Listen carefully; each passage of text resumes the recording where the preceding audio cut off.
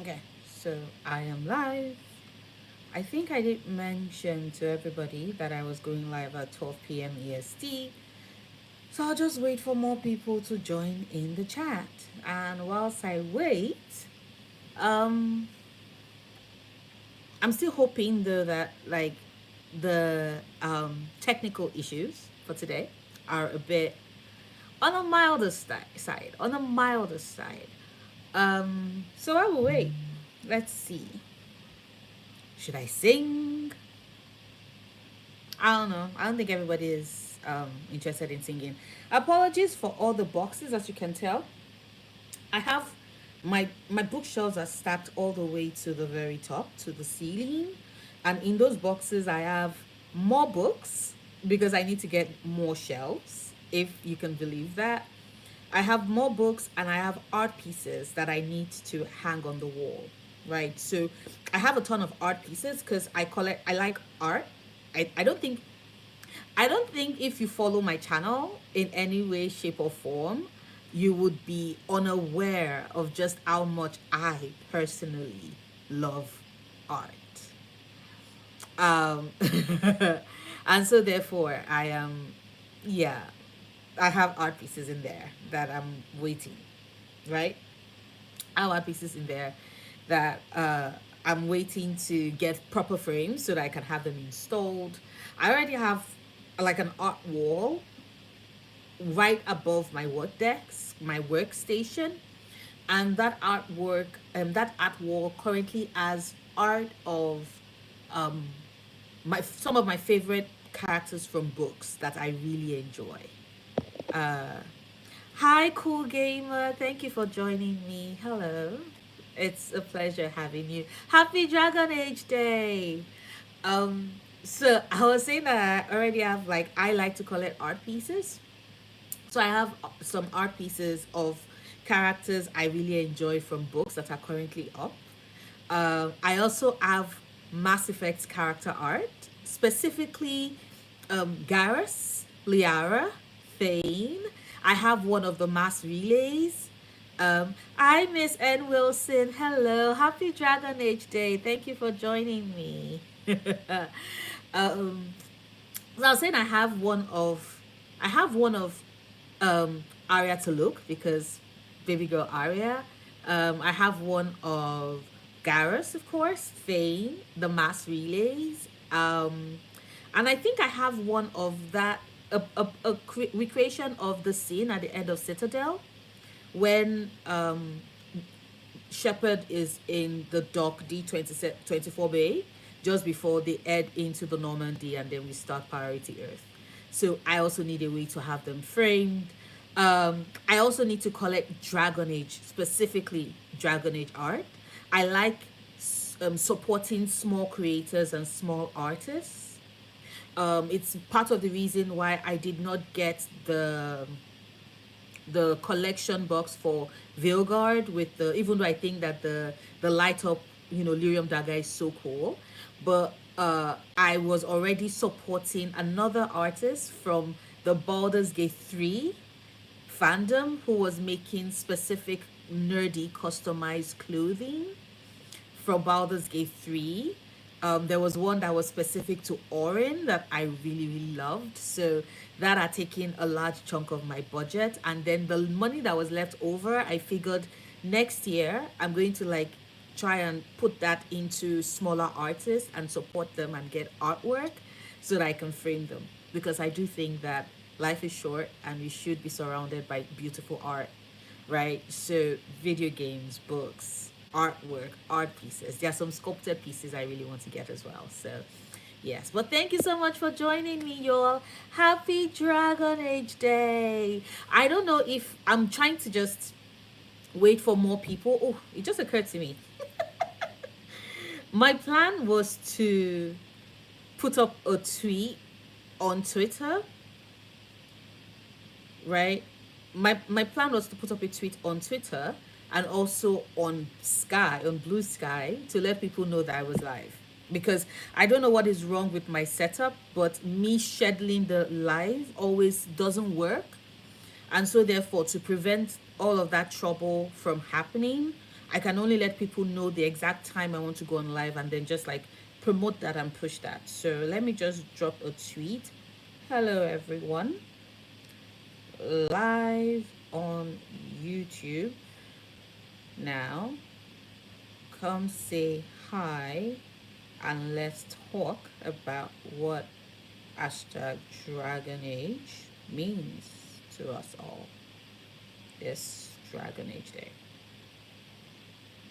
So, and I always put a smiley emoji because I'm sorry, I'm a millennial like that. I think that conversations are incomplete if you don't have that cute little emoji, letting people know that, oh yeah, letting people know that, oh yeah, by the way, this is meant to be smiley face, cherry face, I'm angry face, I'm delighted face. So which it's appreciated. Okay, so but whilst we are waiting for other people to join us, does anybody want to go first?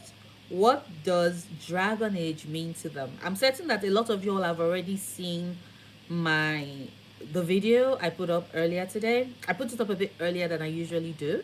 Also, please, if you cannot hear me at all, let me know because we all know how my iPad likes to trip off and on. I'm doing this on my iPad because my laptop is too old for me to actually attempt to do anything hardcore and that shit. But yes, so okay, thank you so much. Hello, KG. Is it Kaji? Did I get it right? Is it Kaji? Hi, Kaji.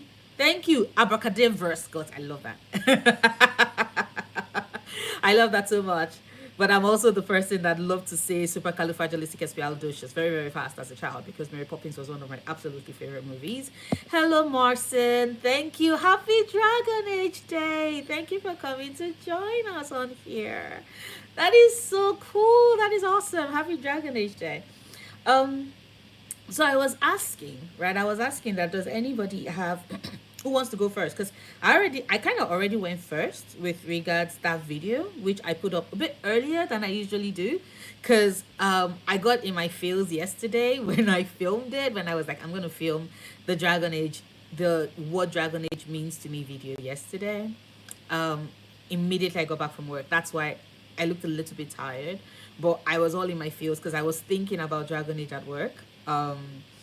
And all I was just thinking about is that we have, no matter what game in the franchise is your favorite, right? Whether you're an Origins truther or you think that Dragon Age 2 is the absolutely best game ever made, or you would die for Inquisition, or you're finding yourself really falling in love with Veilguard, whichever of the games is your absolute favorite, I think that Dragon Age as a franchise, as a series of games, it's taught us so much, it's shown us so much, it's made us feel so much, right? And I think that's the reason why a lot of people, when we talk about these games, we're very passionate, we're very loud, we're very out there with regards to our thoughts, because I don't think you can be a Dragon Age fan and not be a passionate person. There's a lot of passion that went into creating those games, into building those worlds, into gifting us with those experiences. There's a lot of passion that goes into playing those games and really enjoying them, right? You, whether you're somebody that creates art, right? Maybe you write fanfic or you do fan art or you do commission pieces, that is fine, or you're someone who engages with those, right? You have your favorite artists, you have like art pieces that you say, and you're like, oh my god, that is so great. Sometimes you go out of your way to be like, okay, I'm going to actually commission something from an artist, or maybe you just read, or maybe you just scroll over and just have very in-depth conversations and arguments with people about the game. It is a very it's a franchise that is close and dear to us, and it's very personal in how we all enjoy it and the interpretation we bring to it and to the world and to the characters and to that universe. And I think that that is something that is really special, right? It's that thing about fandom, right? It's that thing about being a nerd, about finding something that you know a shit ton of information about, that a lot of people have zero idea, right? At work, my colleagues are always like, Do not get that girl going about Dragon Age. They don't play." I work with people who believe that to be a proper gamer, you have to be playing only Mortal Kombat and FIFA. I kid you not. Maybe, yeah, only Mortal Kombat and FIFA. Because they're not even big fans of the NBA. So, and I am there with my love for RPGs, going all like, well, excuse me for wanting great stories, right? Great storytelling, great characters, right? For wanting something with a driven narrative that has me hooked and losing my mind. Um, but if you get me talking and started on Dragon Age, everybody at work is aware that Nora is never going to stop talking. She's going to just keep talking about this. Farhan Bawazir. Is it Bawazir? Did I get the pronunciation right? Because I know it's Farhan. But is it Bawazir or Bawazir? I'm not sure. My intonation sometimes comes in, my accent sometimes comes in. No, I have not yet tried Stalker 2 yet. I am on a strict budget because you're looking at one of the recently unemployed. So I'm on a strict budget. And so Veilguard, I know everybody has different thoughts about it, but Veilguard and Civilization 7, because I am a Civ girly, Veilguard and Civilization 7 took a lot of my budget because I also pre-ordered Civ 7. And I know, that there's been the argument and conversation currently in fandom about do not pre-order video games and stuff. I do not pre-order every video game I buy. I only pre-order video games from studios that I actually really want to support, and I do so with the knowledge and realization that sometimes those games might be broken. But because I'm also somebody with ADHD, with a slight tinge of autism, and so therefore I replay games I love over and over and over and over and over and over and over again. I'm like over and over again. So I never worry about, oh, I would not really have time. Like, what if it is that this game is broken and you buy it, you pre-order it and it's trash? Because usually I'm not even going to play it immediately. Sometimes I do, sometimes I don't. When I do decide to play it immediately, like I sometimes log out. For example, I didn't really get that much bugs with Baldur's Gate 3 because I pre-ordered that and I played that day one on PS5, and the same thing with Dragon Age: The Veilguard. I'm still going to get Stalker 2. It's part of my budget for games I want to get in um 2025. Because I was just about to say 2024, and then my brain was like, girl, we're at the end of 2024. This is December of 2020. Can you imagine that this is December of 2024? Time is flying. What is time? Like, who are we? What is time? What is time? So yes, in answer to your question, Farhan, sorry, I do a lot of diversion and I go off tangents a lot. It's how my brain works. Um, in answer to your question, I have not played Stalker 2 yet, but I do intend to play it probably first quarter of next year, right? Have you played it? Are you enjoying it? Has it been a great experience? I know that some people said that there have been some bugs, but what I've seen so far, a lot of people really love Stalker 2. I hope that that has been your experience as well. I hope it's been another game that you really enjoy and love, because I can't wait to play it. Um, but yes, I have to play that. I've not gotten it yet, but I would eventually when my budget hits that. So as I was saying about Dragon Age, right? And I mentioned it in the video. I mentioned it in the video that Dragon Age for me is all about an escape. An escape into a world where we have characters who try their best and do not let the world or those experiences break them.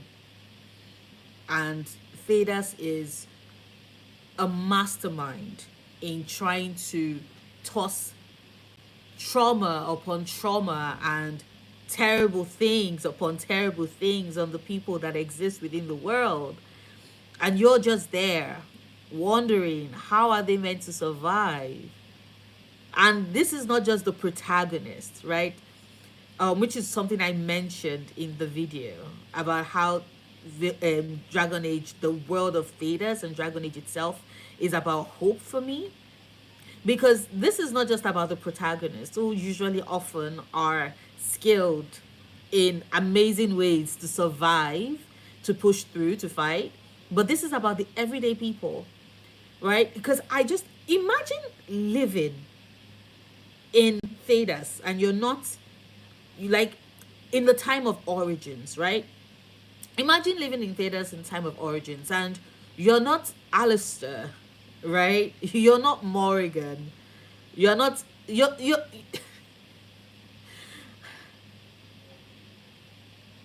nobody. You're just an everyday person trying to survive, trying to get through your day, and then the darkspawn come. And to think that, well, it's not every single time that, the citizens, the denizens of Thedas are always experiencing a blight, right? Um, but to consider, although technically, I saw a meme today that was like the one way to survive, the one rule for those of you in Kirkwall, leave. And it was in capital letters. And I'm like, yes. Best way to up your survival chances. But I think a lot about the everyday people that live in the world of theaters and how they just try their best to get by the day. You know, they keep pushing and trudging on and plodding on. They don't have any special abilities or powers. They don't have companions who have their backs. They don't have a player character like yourself controlling things to make sure that we must survive. Let's give you all the power up. Let's grind a bit so that we can get this. Let's buy this book of abilities so that we can get this, so that we up your chances and stuff. They don't have that. And yet they keep pushing forward. You know, sometimes when things get really hard for me, I tell myself, I'm like, girl, Noria, imagine you are an NPC in a video game like Dragon Age. It could be worse. You could be dealing with so much worse. And yet, if they can get through their day by taking it one day at a time, one step at a time, you most certainly can too. You most certainly can too. And that has always been comforting for me. That has always been comforting for me. But Dragon Age is the rich world building, the lore, the story itself, the narrative. Um, some narratives are better than others. Some narratives are more gripping than others. But like I said, no matter which of the games is your absolute favorite, you will find things that you love about those games that contribute to why you love Dragon Age as a franchise, as a universe, as a world. And that is just, it makes me so happy. It makes me so happy. Thedas is my happy place. Thedas and Normandy. But I already had Mass Effect conversation for N7 Day. So this is Dragon Age Day. And so we're going to be focused on Dragon Age, even though my brain likes to go everywhere all at once. But yes, the other question I add, right, especially because even if it is that nobody has any straightaway answers for what Dragon Age means to them as a world, or you all are still thinking about it, and that is fine. I had a lot of time to think about what it means for me before I made that video, and I know I'm putting you all on the spot, and I apologize for that. But the other question I had was, which of the Dragon Age games is your absolute favorite? Right? There's no need for you to rank it. There's no need for you to say that, okay, this is the first, and this is the second, and this is the third. If you could only play one Dragon Age game over and over and over again for, I don't know, if maybe something happened and your console cannot take on any other game again, and you could only play one Dragon Age game, what game would it be? It's easy for me because I already replay this game every year, and I like every time I finish it, I'm like, I want to play it all over again.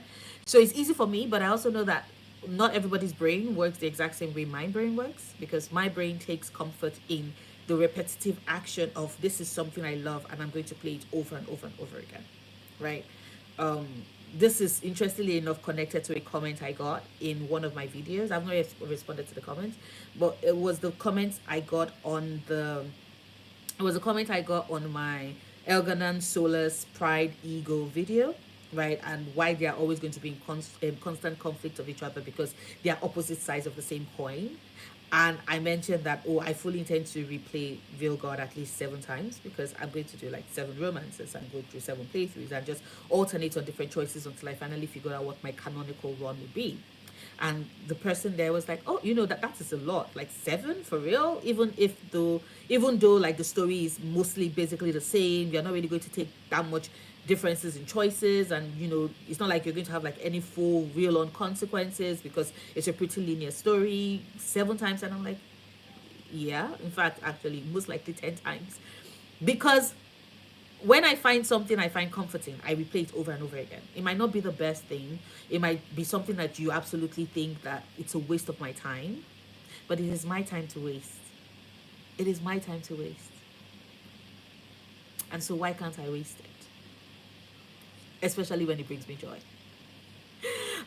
So yes, that was what I was just thinking. So I would go first if I could only play one Dragon Age game for like forever and ever and ever. Something happened to my console, something happens to Dragon Age forever, and they're like, you all only get one game.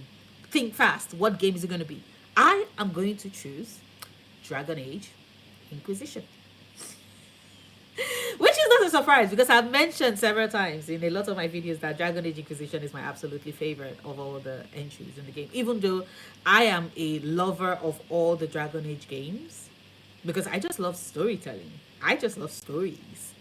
Good stories, bad stories, okay stories, out there stories, spectacular stories, outstanding stories. Stories keep me afloat. They keep me out of my own head. They help me process my emotions. They contain nuggets of things that I can puzzle out, and my mind just likes like working around it, trying to puzzle it out like a Rubik's cube. So I love stories in whatever iterations I can get of it. So I don't mind stories. They make me very happy. But yes, so Dragon Age Inquisition is my absolutely fave, like my absolute fave. Um, Marcin said to me, Dragon Age, the best story about the power of stories. Yes, yes. How they affect the world and how unreliable they can be. We are deconstructing myths and legends through the story in the game itself. Thank you. Exactly. Right? Because part of a lot of what I've seen conversations happen, and I might make a video of this and I might not. It depends. It depends on how I'm going to process the thing. Sorry, I keep looking away because I'm expecting a delivery, so there might be a point where I would just like pop out briefly for like 2 seconds and show you all something else, which is like the mess of my desk. You all would probably be able to tell that I need a much bigger desk. But I have a delivery because I forgot my charger at work. I forgot my charger at work, so somebody's sending it over. Um, what was I saying? Yes, right. And I might make it in a video, I might not, but I find it very fascinating when I've seen a lot of people be like, "Oh, but this is what Brother Chenny TV said about this particular thing," or "This is what the Dailish observed about this particular set of myths and legends," right, and all of that. And I So, here is something that is very interesting. And I think that it depends on the kind of religious, if you have any religious beliefs. Remember, like, I'm not judging. You can decide to believe in a set of gods, one God, no God, believe that all the world is going to hell in a basket. And so there's actually no being that is controlling anything, and that is fine. And I don't know if I've mentioned it right, but I do have a practice that I do. I'm not a Christian. I'm not a Christian, so my practice is a bit unorthodox. And the interesting thing about orthodoxy and orthopraxis as religious practices and systems is that one has orthodoxy has like a specific set of rules, and it's like everybody must follow this in a particular way, right? A lot of Abrahamic religions do follow an orthodox path. That is what they are built on. Orthopraxis, on the other hand, is like these are a general set of things that you can work with and just work on that, like work with that. And for example, if you are a an Hellenic polytheist, i.e., you work with or worship, for example, the Greek pantheon of gods, you would understand. And because I am fascinated by myth, I've been fascinated by mythology since I was a child, since I was like 7. I've been reading books on mythology. And the thing about mythology is that you can always look at, like, for example, someone would be like, "Oh no, Aphrodite is from Cutheria, right? It's from that. That is where um that is where the shell that held her landed on the islands." And someone else is like, "No, she's from this island or that island, right?" And so therefore, they then have epithets depending on what region she's in, because everybody wants to be like, she's from here. And even the origin stories, because you know the Greek islands are just that, islands. They are different regions, right? And so, therefore, the source of a myth and the way in which it flows in a particular region is going to be vastly different from another region, because, get this, there's no Wi Fi, there's no phone call. There's nobody calling and being like, "Yo, can I confirm? Is it true that, Europa was actually brought on a bull to Crete?" And they're like, "No, actually, she's this, blah, blah." Like, there's no way to confirm that. And so therefore, different regions have slight variations to the myths and origins of the gods, right? Because that is them trying to puzzle how that would go. And I see that applying with Dragon Age as well. And this is in response to Jacin's, right? This is in response to, sorry, I say Jason, this is in response to Marcin's message, whereby, it's fascinating that it is a deconstruction of this legends and myth. And it's a way for us to also understand that we as human beings come up with stories to try and process information.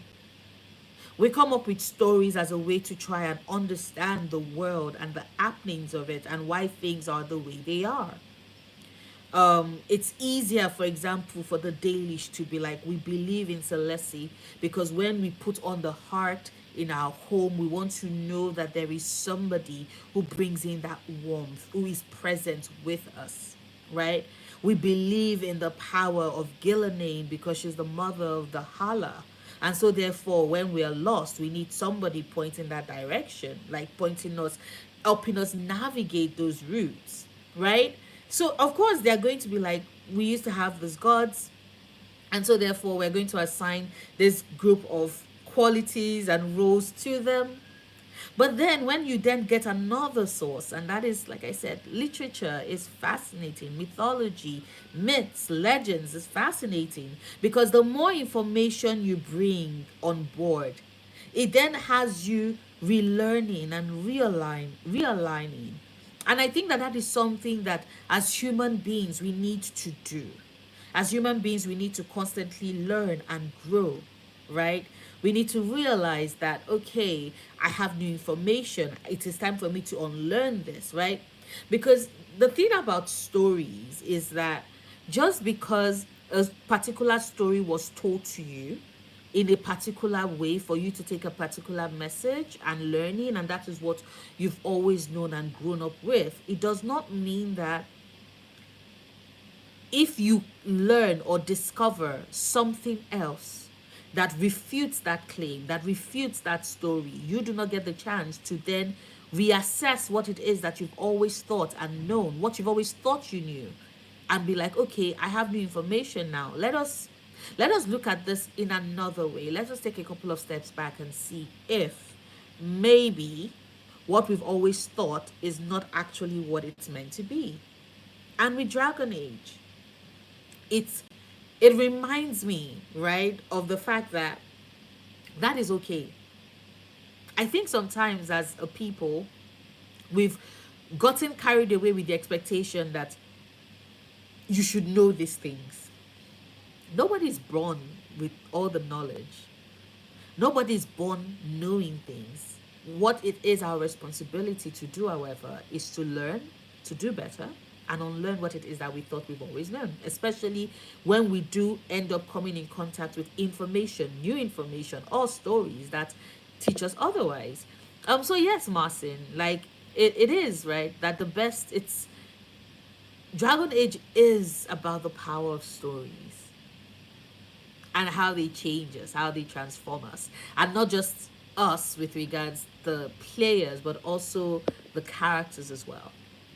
Because the story, they gain more story, they learn more, and then they reassess and realign on what they think, and that is fascinating. Zen Strain said, so for those that are just joining, I had two questions so far. The first question I asked is, what does Dragon Age mean to you? And the second question is, which Dragon Age game is your favorite?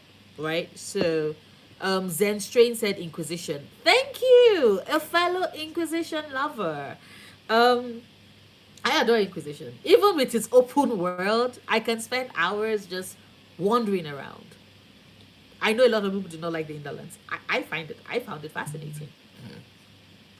I found it fascinating just for me to be like, okay, am I lost or am I on my way to finding something new? That was interesting. That was very interesting. Um, but I'm glad to know that I'm not the only one. That there's another Inquisition lover. Miss Ann Wilson said, "Vilgod is my fave for sure."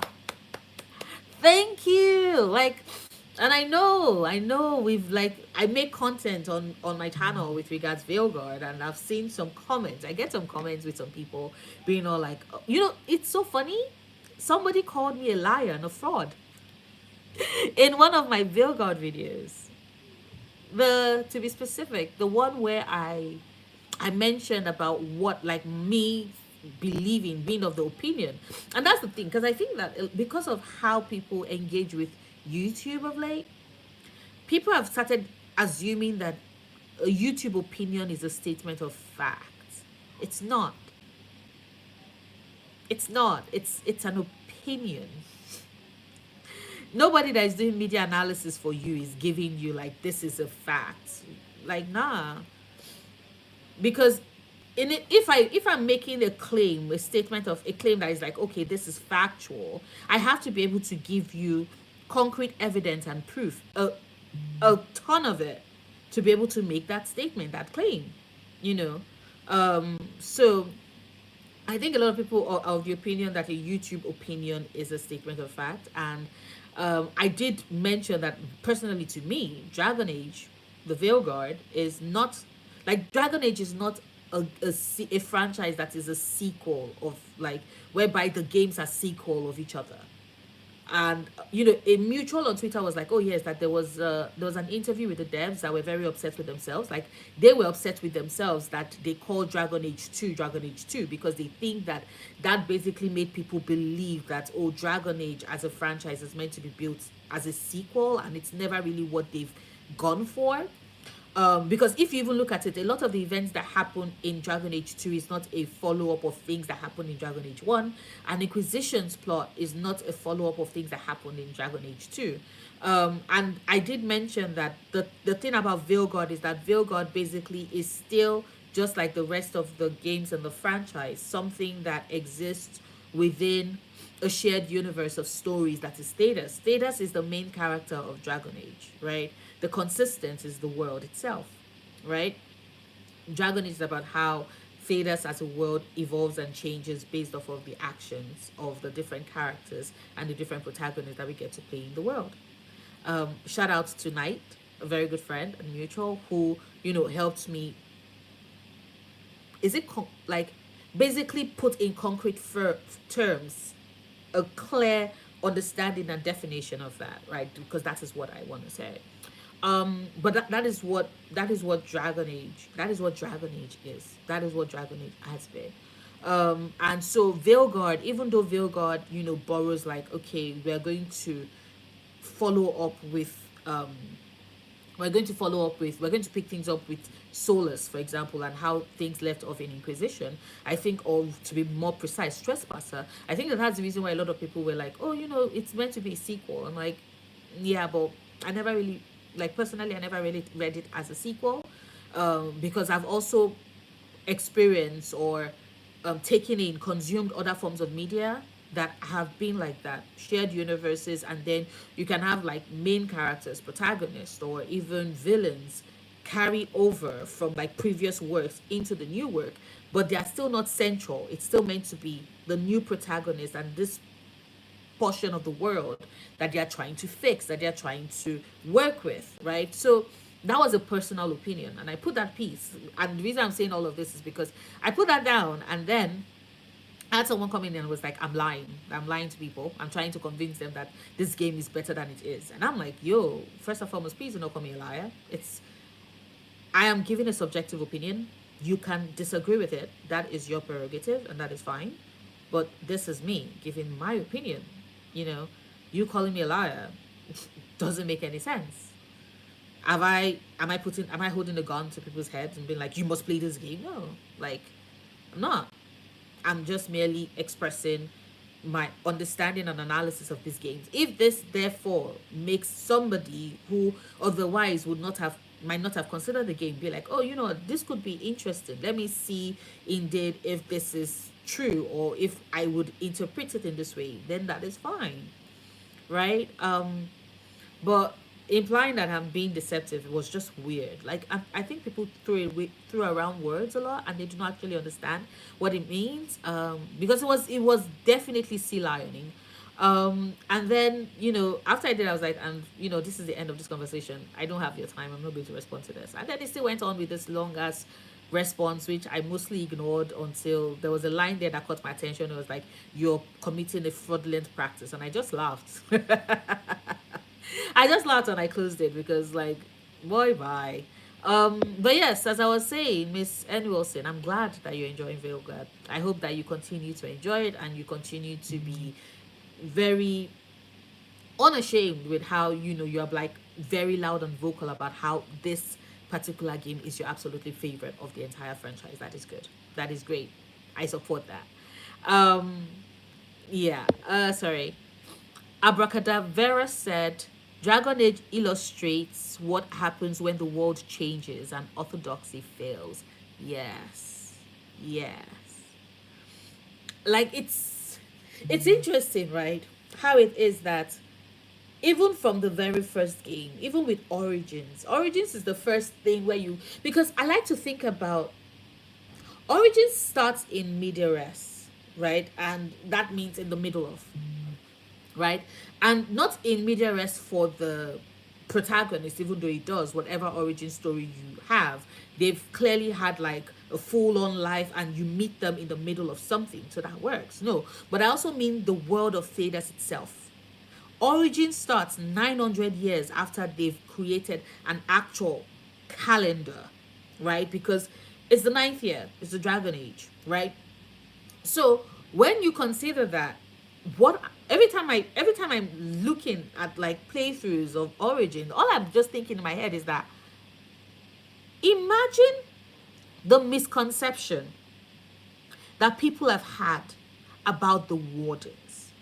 They are this very secretive group that come out to save the world. And so therefore, people's perception of what the wardens do, what it takes in, what it means, or what it would take to join the order, it's going to be very flawed. Right? It's going to be very flawed, and they're going to think about it in a particular way, right? Because imagine what people like Brother Jenny TV would have possibly written about the wardens and what, for example, the joining ritual is about. Because of course nobody is talking about the taints. Nobody's talking about how it basically is condemning you to eventually die. You're either going to die at the hands of a darkspawn in the middle of a blight, or you're going to find yourself walking into the deep roads when you hear the calling. Because once you take that taint, it is a death sentence. It's not something, unless of course our era of Ferelden is still somewhere trying to figure out a cure. Fingers crossed, I guess. Once again, once the story ends, you get to imagine what it is that your character is going through and how they are navigating their story moving forward, which is fine. And so, you can sit and be like, because I don't know if anybody else does that, but I sit with that thought. I sit with that thought. I sit on it and I'm like, imagine what the world was thinking. Imagine your warden, the first time you learn that information, right?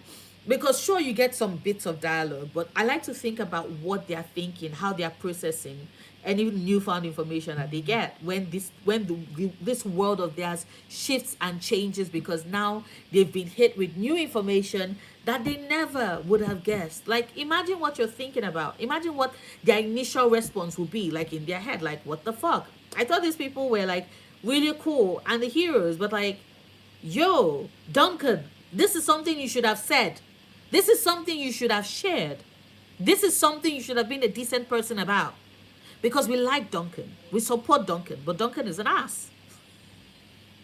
I'm sorry. Like, I personally, I'm just pissed about it when I think about it. But yeah, it really does illustrate what happens when the world changes and orthodoxy fails.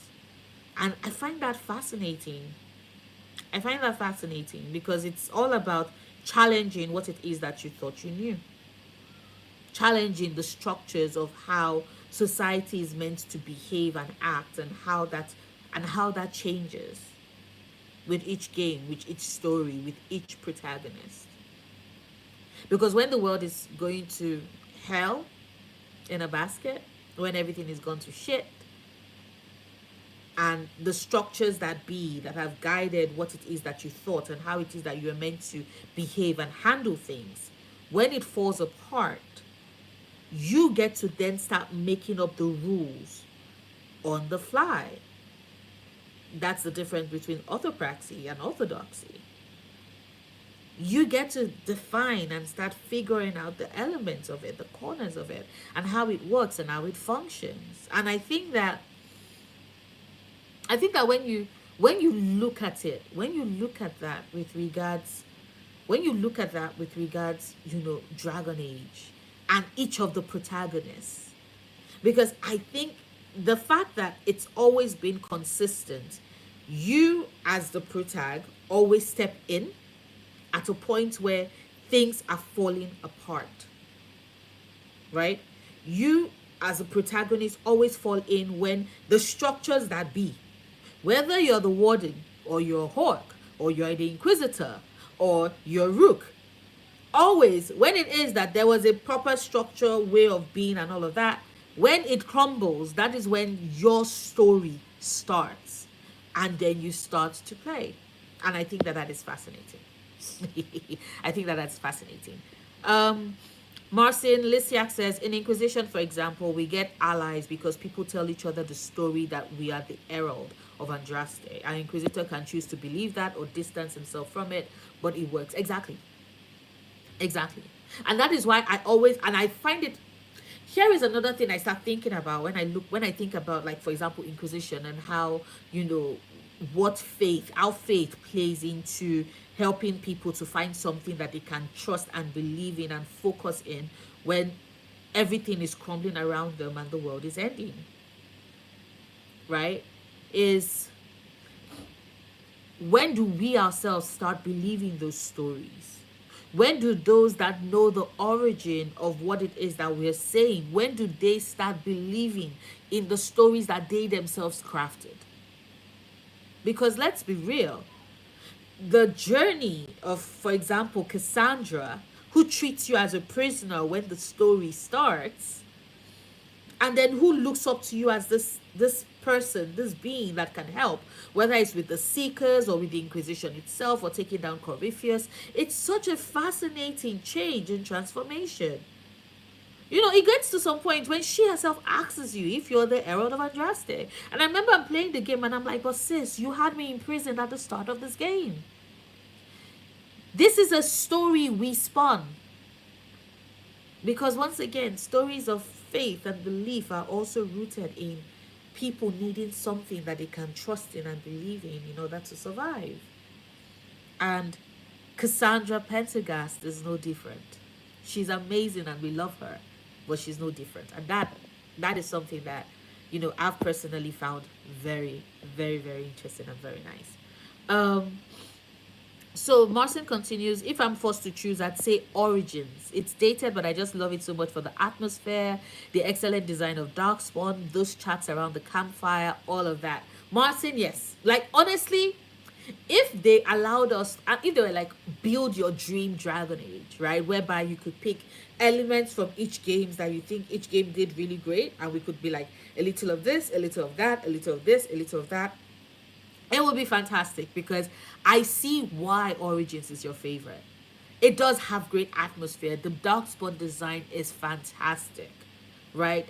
Some of the themes are balanced in a way that you're like, okay, there's some levity, there's also darkness, right? That has always been a consistent thing with Dragon Age and everything else.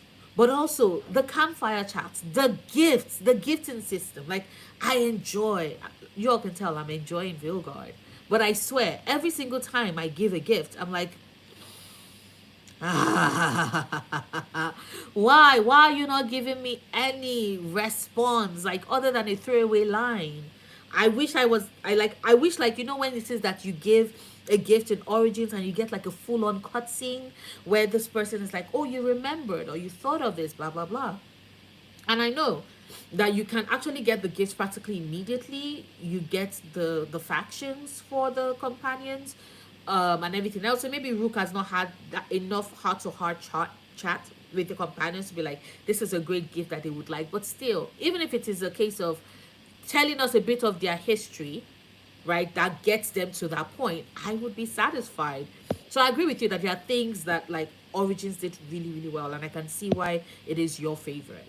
Um, Tifarik, hello, welcome. Thank you for joining me on this chat. I apologize if I sound a bit congested.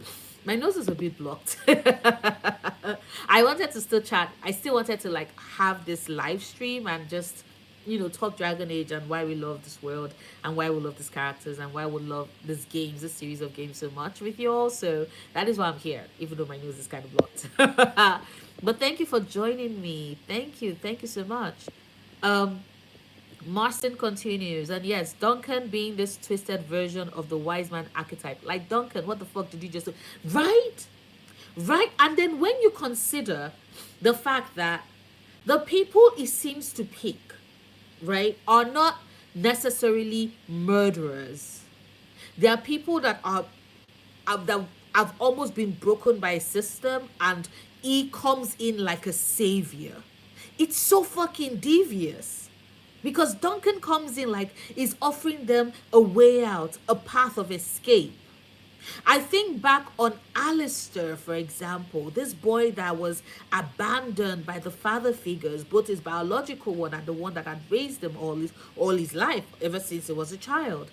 And he was kicked out and he was floundering and lost. And here comes Duncan, another father figure who manipulates him, because yes, I know we should not use that word lightly, but I do think that we need to realize where Alistair Therine is coming from, where he has been, all his experiences, and why it was so easy to get him to leave the Templar Order and become a warden.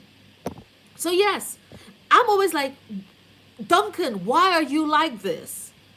He does, like, go out in like the most epic way, like the most epic way there. So I am fully, I'm just like, Duncan, you're a shithead, but that was great. Like, that is always me every time with Origins. I'm like, you're a shithead, but that was fantastic. Kaiji says the wardens are made up of all kinds, so it makes sense. It's not a perfect order. I was thinking this even while playing Origins from the beginning. Yes, right. And I think that that's the reason why they keep drumming it into our heads that the wardens take everybody. Because to be fair, when it is that you're fighting this big evil and your numbers constantly dwindle as a result of the work you have to put in, and the fact that none of you are even living into old age, of course you're going to take anybody that you can to show up your numbers, right? Some people are good, some people are bad, some people are better than others, some people are worse than others, and that has always been like the warden. So yes, it's something I've had in my brain and something I also like think about as well. So definitely right with that, Kaiji.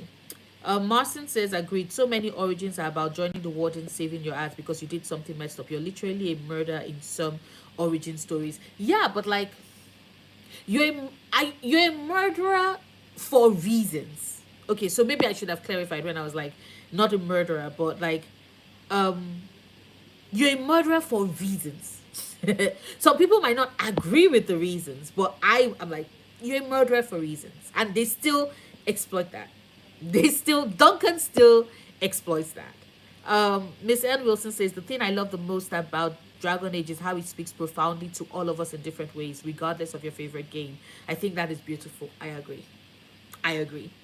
We can all be talking about a specific game and being like, I love how this happens and what this means and how this can be interpreted and how, this feels like this and this and that. And honestly, it can be about any of the games in the franchise, right?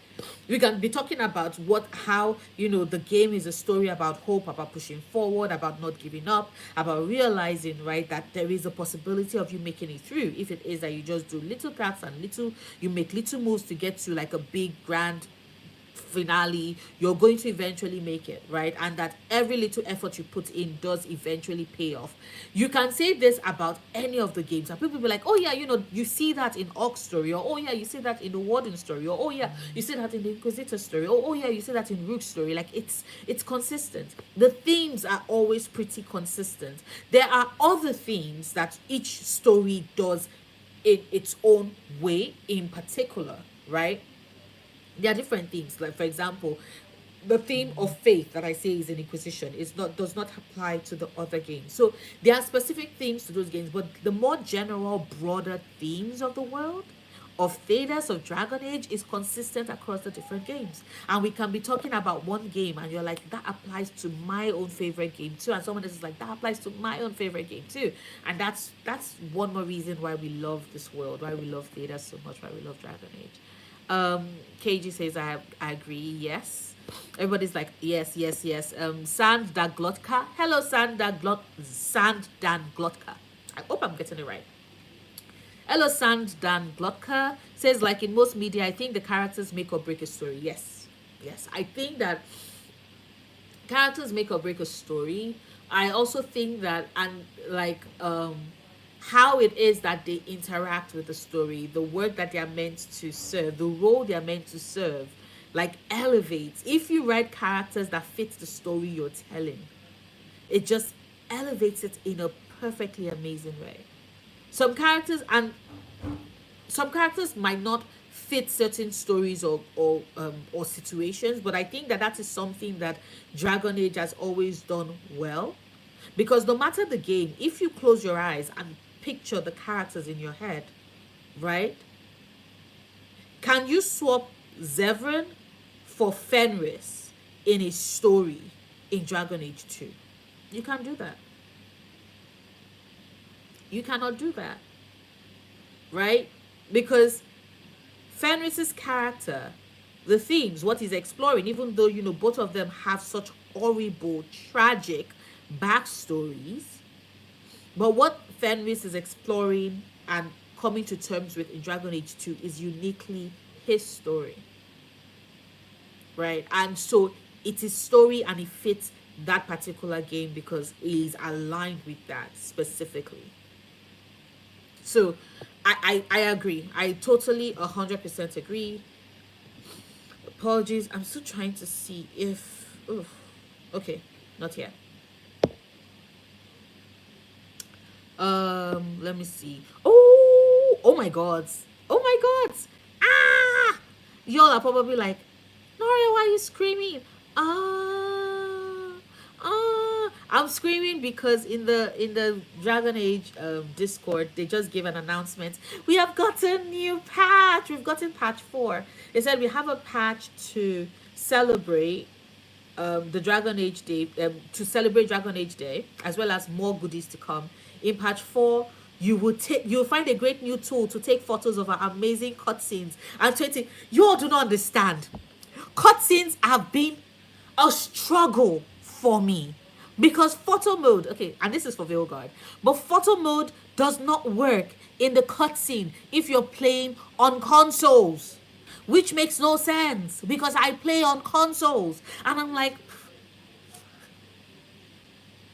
my Rook looks so great and she's having a conversation and I cannot take it and I have to like quick like try and take screenshots, but then that that means that the text is there, or like it's mid blink and looks odd and awkward, like ah. Okay, so whilst we are on here, I can read you all the patch notes just in case you're not on Discord and you haven't seen it yet. And I apologize to those that are currently on and are not playing Veil God or do not like Veil God. I'm going to read this very quickly, and after that we can continue talking about Dragon Age in general. So it says, patch 4 release notes. Hello everyone, happy Dragon Age Day. First things first, we have our fourth patch out today, and we'll have even more to come throughout the day. Oh, ho, ho, ho, to celebrate this yearly tradition. Thank you for being with us on this journey. New content, Dragon Age 2 Ox iconic outfit. Imagine if I decide to build Garrett. I can build a Garrett Orc as a rook. Okay, sorry. Armor, body paint, face paint. Kunari complexions. 2 new complexions for the Kunari lineage. Yeah. Quality of life changes. So in patch 3, we introduced a line on screen showing where a photo mode screenshot was saved. So I think this is for PC users. In patch 4, we are reverting that change due to a safety concern brought to us by some content creators. PC players can find their photo mod screenshots in Documents, BioWare, Dragon Age Reveal God screenshots. Added an in-game setting to turn off bloom. Added a hide show UI button on the pause screen to better take screenshots on consoles, which thank you. Added a take photo button on the pause screen to take screenshots during conversations and cinematics on PC. No, they've still not fixed it for console. This is sad. I'm so sad.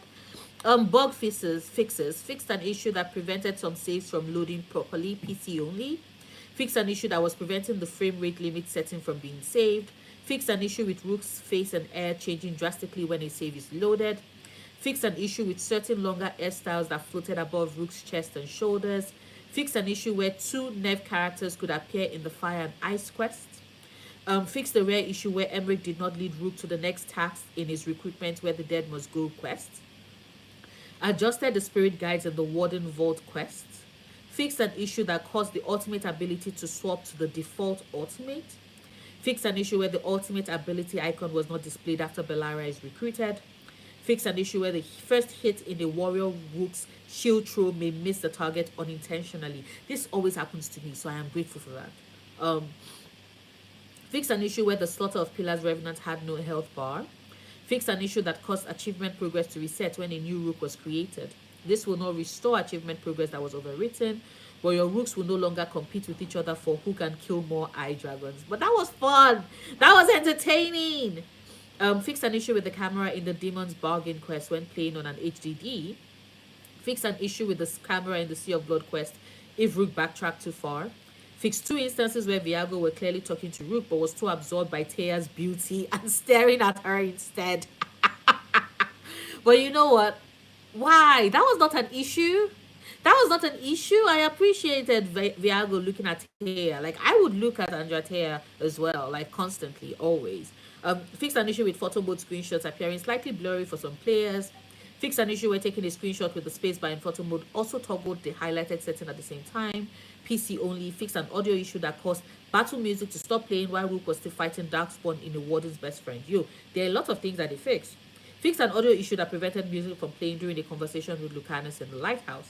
Fixed a rare lighting issue in the One Last Breath quest. Fixed a blocking issue in the Fire and Ice quest when returning to the lighthouse. Fixed a blocking issue in the Blood of Alathan quest if Rook backtracked too far. Fixed a UI issue that caused the new item highlight to get stuck on an item. Yes, thank you. Because that happens for me as well on console, especially when the item has not been unlocked yet. And it's irritating because like my brain is like, there's an highlight there because there's something you've not seen yet. And then I have to tell my brain, I'm like, no, it's clearly a bug. Like, let us move on from this, Noria, because this is a mistake. This is an accident. And my brain is like, no, we have to. And I'm like, no, because we know that. Anyway, sorry. Fix an issue with the In-Laws Friendship Codex that was mentioning events out of order and possibly with the wrong companion. Fix an issue that was causing the male British Inquisitor, Harry Aiden Patton, to be pitched too low.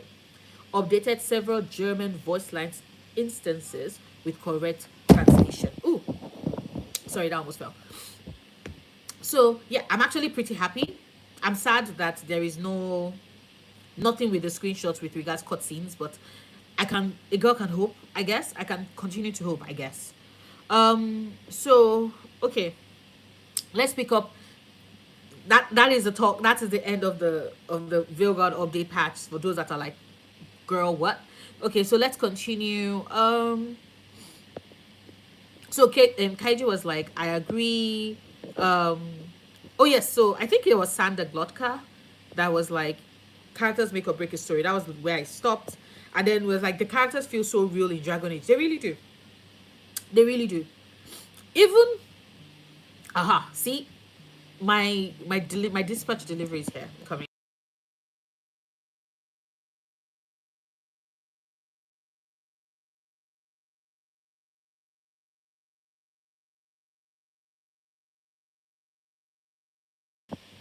My dispatch is here, so you all give me like 2 seconds. Actually, no, like a minute. A minute. Let me go get my things.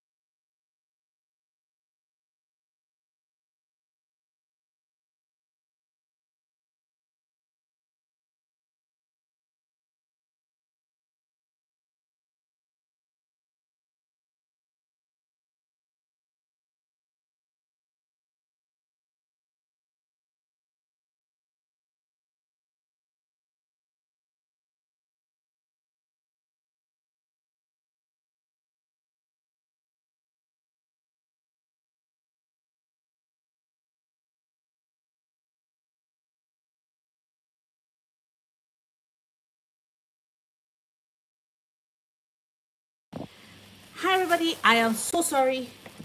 It took a bit longer because I had to give the rider my pin. Please, just to confirm, can everybody hear me? Because I want to pick up from where I stopped. I want to confirm that I am audible.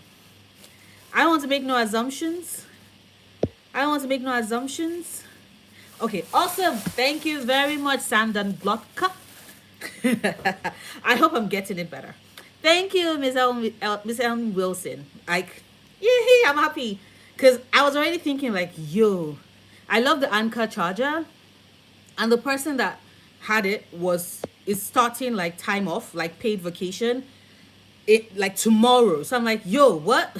I need my charger. I need my charger. So glad I was able to pick that up. Thank you, Tiforic. Okay, so just to pick up from where we stopped. Where did I stop? Yes, the characters. Yes, I was talking about how I agree. The characters do really feel so real in Dragon Age, and I think that that is the reason why they stay with us, right? No matter which Dragon Age game is your favorite, right? Whether and of course, I'm still over here being like, does anybody actually like Ogren? But there are people that like Ogren, and that is fine, right? I personally, I already stated that Alistair and Morrigan are my absolute two favorite characters from Origins. If I was to put on a third character, it will probably be Shale, because I think that to make a talking piece of rock that entertaining as a character, spectacular writing, spectacular, fantastic writing. So yeah, I do think that the characters do feel very real.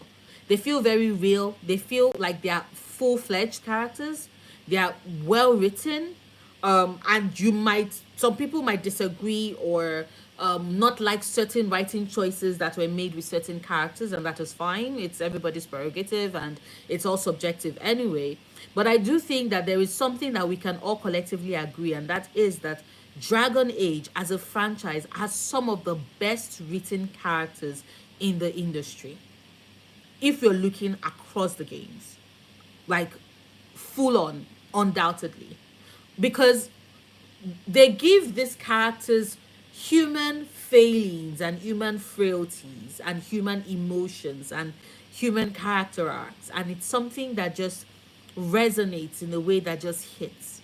And because they are written as companion characters, you get to be with them across the game, getting to know them. You do their quests, you talk to them, you have conversations with them, you watch them process what it is that they're going through. And that just all in all adds to this feeling of um you know characters that you find yourself bonding with and bonding over and feeling very connected to in a way that feels very satisfying. So like definitely hard hard agree with you on that. Hard agree with you on that, Sander Glodka. For those that are newly joined, hello, welcome, hi. I two questions I've been asking is one, what's your favorite Dragon Age game, right? And two, what does Dragon Age mean to you? Because I'm certain that some of you that are watching this have most likely watched my What Dragon Age Means to Me video that I released today in celebration of Dragon Age Day. But I would also love to find out what Dragon Age means to you, because I've gotten some very nice comments and I'm going to still respond. Like, I'm so behind on comments, y'all. I'm sorry, but that's also because I get very overwhelmed with work and stuff, and then I sit down and I do like a batch of responses, and then I take a break, and then I do a batch of responses. And because I'm always making content, they keep piling up. But I do appreciate all the comments I get, so thank you. Thank you with regards for that. But I do want to respond to the what Dragon Age means to me comments, because like Dragon Age is my baby. I love that game. I love the franchise. I love the world so much. Um, so, Kaji said Duncan also appealed to the bit of vanity in man to become a hero and be respected. Yes, and that's the reason why a lot of the people that he selected were people that were disrespected, that felt disrespected by that society or circumstances had made them be disrespected, had made them feel unseen, forgotten, irrelevant. Those are the people that he brought in, which is why I'm like, I don't think. that the writers, and I'm not sure, maybe this is just me assuming, maybe they did plan that, but I don't want to imagine that the writers purposefully wrote it as being so not malicious, but just manipulative. Like, I don't know if it was done on purpose like that, but it felt like it was very carefully selecting the people he brought on board. But then also, and this might also be an idea for another video. Maybe somebody else is watching this and is like, yo, thank you, I'm going to run with this idea. I'm being inspired by it. But I find it fascinating, and that's a conversation to be explored, right? What does it take to be the hero of Ferelden? Right? What does it take? What does it mean to be the hero of Ferelden? Are those qualities, those traits, are they things that Duncan purposefully looked for? Not because he was looking for a hero, but because that is what the best wardens are made of. And so, therefore, we get the rest of our story.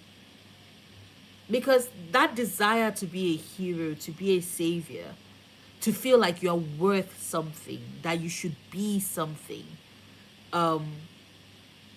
especially when you weigh it against the fact, like when you weigh it against a lot of the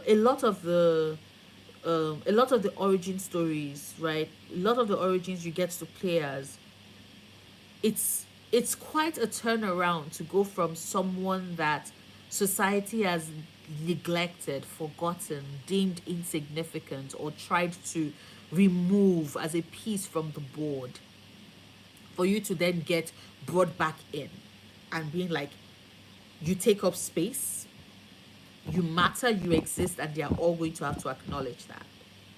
And that, when you consider the psyche of the kind of people that Duncan was bringing on board, it's a very interesting state of affairs. So hold up, yes.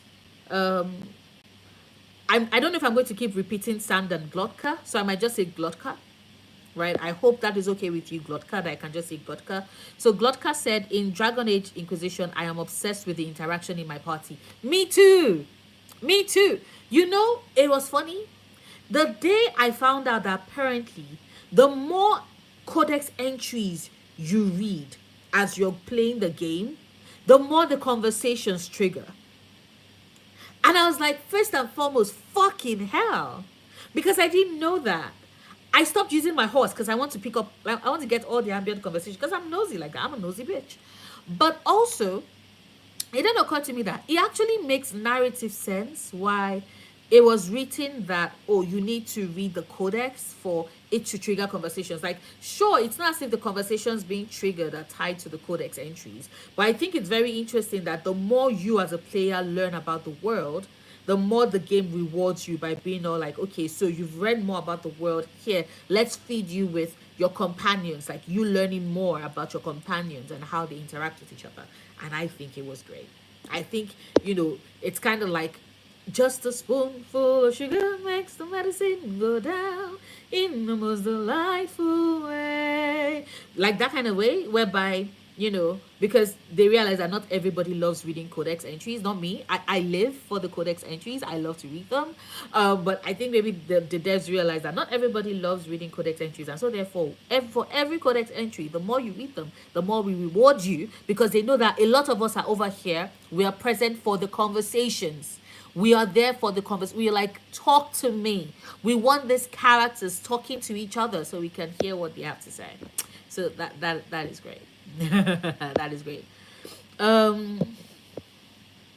So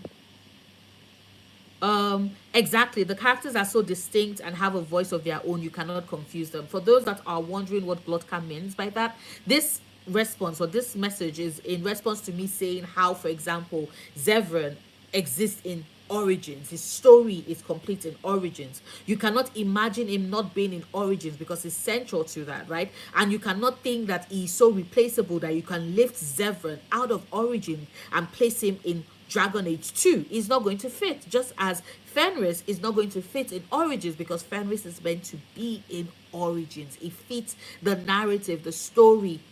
Did I just say Fenris is meant to be in Origin? Sorry, no. I meant Fenris is meant to be in Dragon Age 2. It fits the narrative, the story that is being told, and that is why he's a perfect fit in that game, and Zevran is a perfect fit in Origin. So that was Glotka's response to that. Thank you, Glotka. So I'm happy that you are like, absolutely, okay, so that is fine. Yes, so I agree. Dragon Age characters hit different. They truly pull you into the fantasy. They really do. They really do. I think that a lot of people forget, and I think that that is the reason why, for example, I like two studios that I follow a lot of their.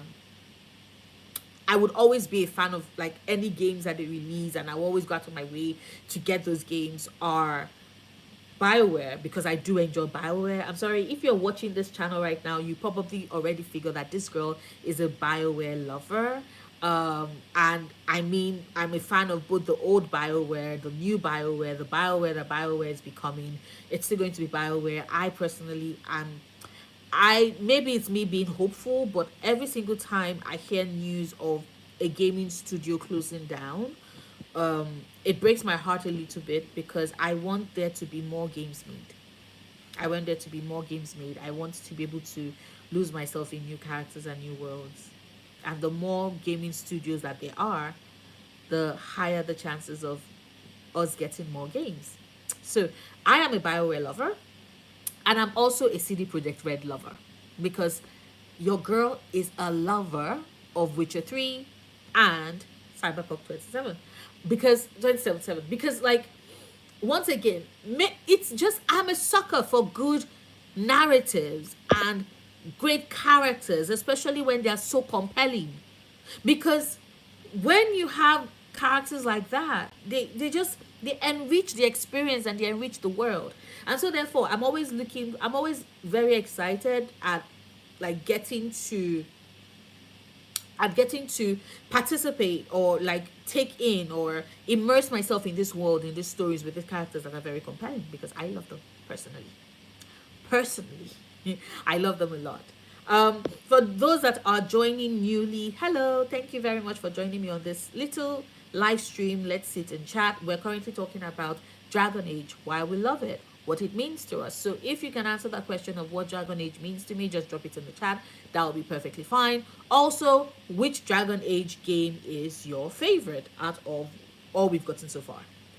There are no wrong answers. There are no wrong answers. Every answer is valid because like this is Dragon Age Day and we're just here vibing and very happy about this world and this universe and these games that we love. So I was talking about narrative. I was talking about narrative, right? And how, for example, and another thing I really enjoy, and this is still following through with Bloodcurse comment. Another thing I really enjoy about Dragon Age games is how these characters evolve and grow. Because a lot of games do not actually have characters change, which makes no sense to me personally because it kind of breaks the immersion. Because I believe that by virtue of us existing, by virtue of us living, we learn, we change, we grow, we heal, or we become worse. You know, we can be softened, we can be hardened. Hi, Liliana. So, um, I am of the opinion, right, that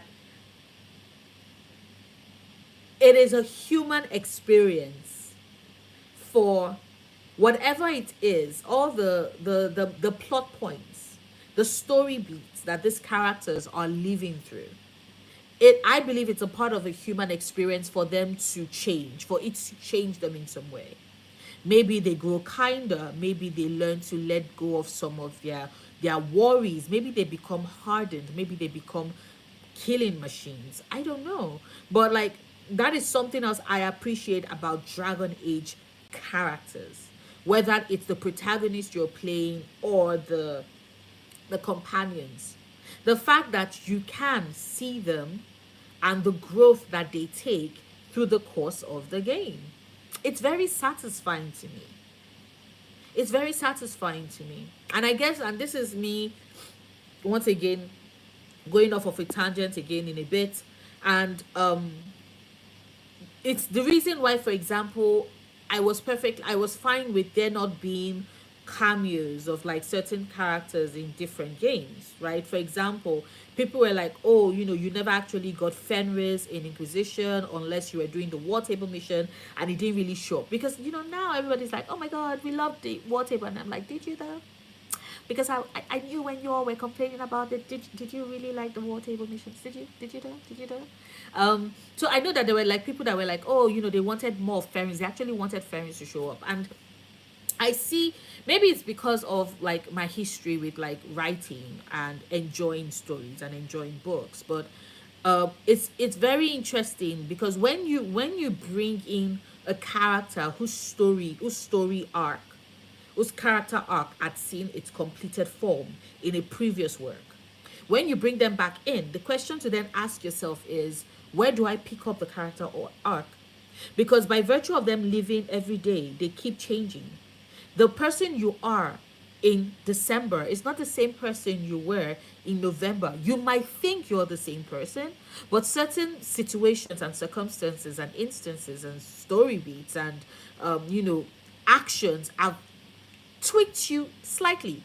And all of these things pile up. So if you're telling me, for example, that you wish that Fenris was back in what like came back in Inquisition, I'm like, where do you think it would have where do you think his story would have been? Like what do you think? Where would you have found him by that point in the story? Because you have to ask that question, right? And because your choices as the player character means that Fenris's story could go in any direction. It then means that as a writer, as a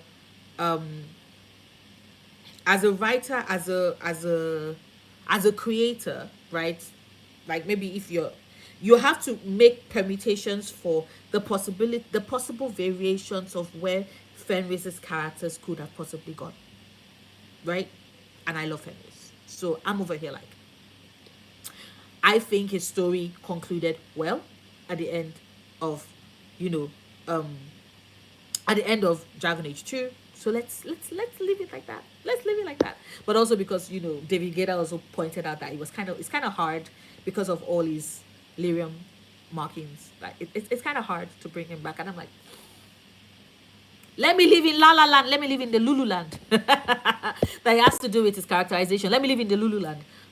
But yes, that's very interesting. So Glotka continues. So true. I heard criticism that Morrigan is different in the. Oh, sorry. Red Lyrium Games. Hello, Naria. So nice that you're doing this. Wish I could be more present right now, but I'm here to at least show support for the moment. Oh, thank you so much. I appreciate it. Sending you all the hearts. Thank you for joining. Thank you for coming on. Thank you for keeping us company. Happy Dragon Age game. I just said I just said Happy Dragon Age game instead of Happy Dragon Age Day. But either way, it is still Happy Dragon Age Games Day because we're celebrating all the games. So thank you for joining on this stream and thank you for the support. I appreciate it. Happy DA Day. So back to Glotcat. Glotcat said, so true. I heard criticism that Morrigan is different in Veilguard, but it made no sense to me. She was a young woman in Origins. Now she's someone that went through so much more between then and now. It would make little sense for her to be now the same as in Origin, given her complexion. Yes, I honestly think that maybe because the characters are pixels, a lot of people are unaware that storytelling involves character starts at point A and you take them through the course of the story to point C. They are not going to regress. When you leave them up in point C, and then maybe 10 years later, because Inquisition is some time after Origins, you're not going to expect, because I ask people and I'm like, imagine yourself 20 years from now. The expectation is that you would have matured. You will still have your edge, but you're not going to be the exact same person you were at 20, at 40. If you're a 40-year-old person acting like a 20-year-old, there is a lot of problems. There is a lot of problems. So, of course, Morrigan has slightly mellowed. The quest for finding who she is, finding herself, finding an identity outside of the control of Flemeth, trying to be our own person outside of the control of Flemeth, trying to determine the course of her life and who she would be, and going beyond the titles and the expectations that have been placed on her, right? Um, it's very different. You're not going to expect to get Origins Morrigan in Inquisition. Like, it's not gonna happen. Because, and just like you said, Glotka, the same people that like had that criticism about how she's so different in Inquisition came and said, oh, she was the same in Inquisition, but she's now vastly different in Veilguard. Like, that was one of the comments I got. They were like, look at Origins, look at Morrigan in Origins and Inquisition. She's this way, and she's vastly different in Veilguard. And I'm like, yeah, because people change, they evolve, they grow, they lose some of their edges, right? It's the reason why you see certain older people and they seem a bit more zen. And that's because they've lived beyond their struggle period, and now they're in their I don't give a shit about anybody's opinions or thoughts about how I choose my life, how I choose to live my life phase of their lives. And so therefore they are more zen. I've had a lot of older friends like that. Like, it is fascinating to watch how they go through life. I wish I could live like that, but I'm like, I am still in my, definitely still on edge. And they're like, don't worry, give it a couple of years, you will get to where we are. And I'm like, really, for real? Okay, let's wait and see. And but this person legit was like, oh, Origins, she was pretty much the same in Inquisition, and now she's vastly different from Veilguard. And I'm like, that is when I was like, y'all are lying. Y'all are either lying, you're trying to rewrite history, you're trying to gaslight me into thinking that things that happened didn't happen, or you do not. This happened. Oh yeah. So I was talking about how she's, of course, the Morrigan we meet in Inquisition is older, wiser, more mature than the Morrigan we meet in Origins, because time has passed. The Morrigan we meet in Veilguard is older than the Morrigan we meet in Inquisition, because more time has passed. This expectation that you're going to fit a character into a stereotype, right? Like, box them into, this is who they are and this is all that they can be. It's just very strange to me personally, because it doesn't work for characters in narrative driven stories like that Dragon Age does and creates and has made very popular, right? With Aldo, just to confirm, can anybody hear me? Am I speaking into the void? Because it just occurred to me that I did not do that thing where I ask if I can be heard. Can anybody hear me? So if y'all can hear me, just let me be like, yes, Noria, we can hear you, Noria. Please continue, Noria. Yay! Yes, I am back, Talia. I am back. Thank you. Oh, thank you. Welcome back. Yes, thank you very much. I am back. See, my electricity tripped off for goodness knows, Evans knows why. And so I was like, oh, okay. Sorry. My electricity tripped off for whatever, and so therefore I was like, oh, shoot. So I went to fix things and all of that, and I'm like, I'm back. Because like my internet is also connected to that, so that was what just logged me off immediately. So I was talking about how it makes no sense, because the character of Morrigan in Origins has gone through several years, which means that even more life experiences. If the Morrigan we meet at the start of Origins is vastly different from the Morrigan we meet at the end of Origins, like, yes, she still has that add edge, but it's softened a bit, especially if your warden works hard at like cultivating a relationship with her. It doesn't have to be romantic. It can, you might not have romanced her, but maybe you're just a friend. You're somebody who's looking out for her, who's communicating with her, who's talking to her, who is showing her that yes, like, you see her, you understand where she's coming from, you understand what she needs, and you're trying to meet that. The Morrigan you get at the end of Origins is different because time has passed, and so due to the experiences of being with you, of being in your company and in the company of others, she's changed, she's grown, she's evolved. So it only makes sense that by the time you meet her in Inquisition, when years have passed from back in Origins, of course she's had even more experiences. You cannot tell me that Morrigan is the exact same person, the exact same way, right? Is the exact same person, the exact same way she was in Origins, in Inquisition. Like, this person legit was like, she's the exact, and I'm like, no, you legit, Morrigan's meeting with the Inquisitor and a meeting with the Warden is a great study in how her characterization, like, subtly, the writing is telling you she's softened a bit more. She's learned to be a bit more diplomatic. She's, you know, she's more helpful. She's more willing to help, to play a role, because she's already helped to save the world once. So why not do it again? Even though, of course, she's still a bit self-serving because there's something she wants. But that's Morrigan for you, and we love her anyway. So, of course, the Morrigan we then meet in Veilguard would also have changed, would also have grown, would also have evolved. The expectation that she's expected to stick or to fit into this stereotype of Morrigan is a bitch, is that the only thing that she is? Is that the entirety of her characterization? You cannot expect the same behavior from a 50-year-old woman, from a 25-year-old. Like, it's common sense. I can't believe we have to say this, but apparently we do, because like, this person was legit fighting in my comments, yo, I swear.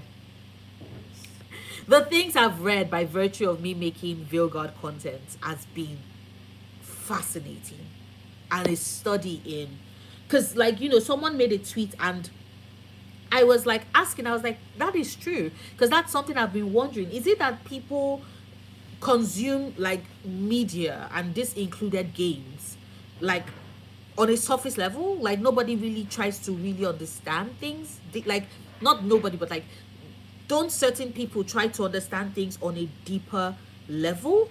Like, do they not read beyond? And don't they have any bit of media literacy? What is happening? Because I'm like, if you want something surface, go play an action shooter that doesn't have any story. Your job is to just blast things in the face, but you're playing an RPG, a genre of games that are built on narrative, storytelling, and characterization, and you're making zero effort to understand or appreciate characterization. And I'm like, how does this make sense? Some of you all are making me lose my mind. Why? It's fascinating. Like, sometimes I'm just like, I find it fascinating because what? Why? But yeah, so that is it. That was like me going on a rant a bit about Morrigan, because, you know, following up from what Glodka was saying. So let's pick up from the comments. Yes, so Marcin continues. Yes, I loved Morrigan. I hope Marcin is still here. Hi, Marcin, if you're still here. Yes, I loved Morrigan in Inquisition, especially if you opted for the Dark Ritual in Dragon Age Origins and you got to see her as a mother. I was so moved by the change. Exactly. Because it shows how she's trying to be a better mother to her son than Flemeth was to her. It shows how she recognizes the abuse, that the way in which she was raised is no way how she wants to raise her own child. So of course she softens because she's trying to be a better mother. And that is beautiful. So whether you have, because I've played as both Morrigan with a child, like Mother Morrigan, and Morrigan without a child, right? Without Kieran. And I can explain why. I can see why the two Morrigans are different. They are different for two separate reasons, but both of it are tied to their life experiences. She's not stuck in origins. A lot of people that expect her to just be the same, right? That they just, a lot of people that expect her to just be the exact same person that she's always been. I'm like, you all are stuck in origins. Morrigan is not. She's grown. She's evolved. She's become our own person outside of the game. Like,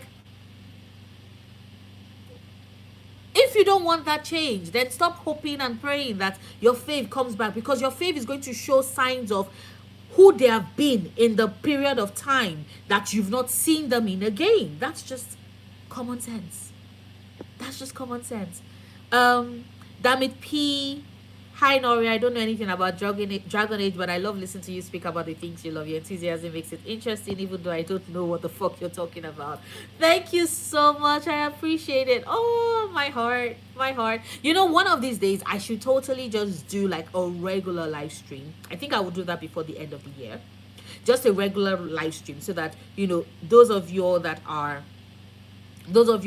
following me, followed me for like my Bridgerton content or my House of the Dragon content, right? Or the few people that followed me for Emily in Paris, because that show is hilarious or entertaining. Or even those of you that follow me because of like my book reviews and my book talk covers and like my book trip conversations and stuff. And those of you that are of course following me for Dragon Age, it would be great to just have a stream where I can just chat with everybody and we can talk about everything, right? Because yes, thank you, I appreciate it. So let me see. Oh, come Pop, what did you do? That's my cat, by the way. Come Pop. Okay, he pushed something off of the couch, but it's not something that, you know, can hurt him or is breakable, so he's fine. You can play with that until I'm done. Farhan, I don't know if you're still here, but hello, welcome back. Thank you for joining us again. welcome. So Red Lyrium Games, so true. Morrigan was young in Origins, but it's been 20 years since then. She would have grown and changed like anyone. Like, it's logical. I honestly think that a lot of people are like, oh my god, and I'm like, did you meet yourself at 20? I love me.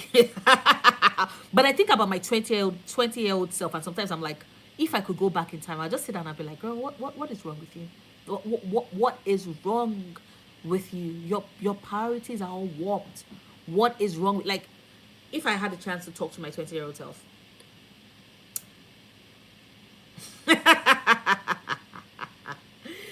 But that is even closer. If I had the chance to talk to my 14-year-old self, because we are doing, like, picture your age right now and picture your age 20 years ago.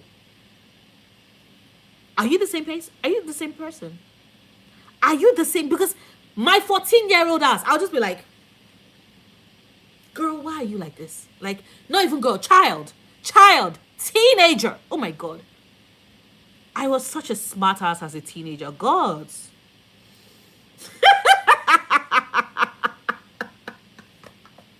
I was such a smart ass as a teen. Now I feel sorry for my mother. Because I was a menace.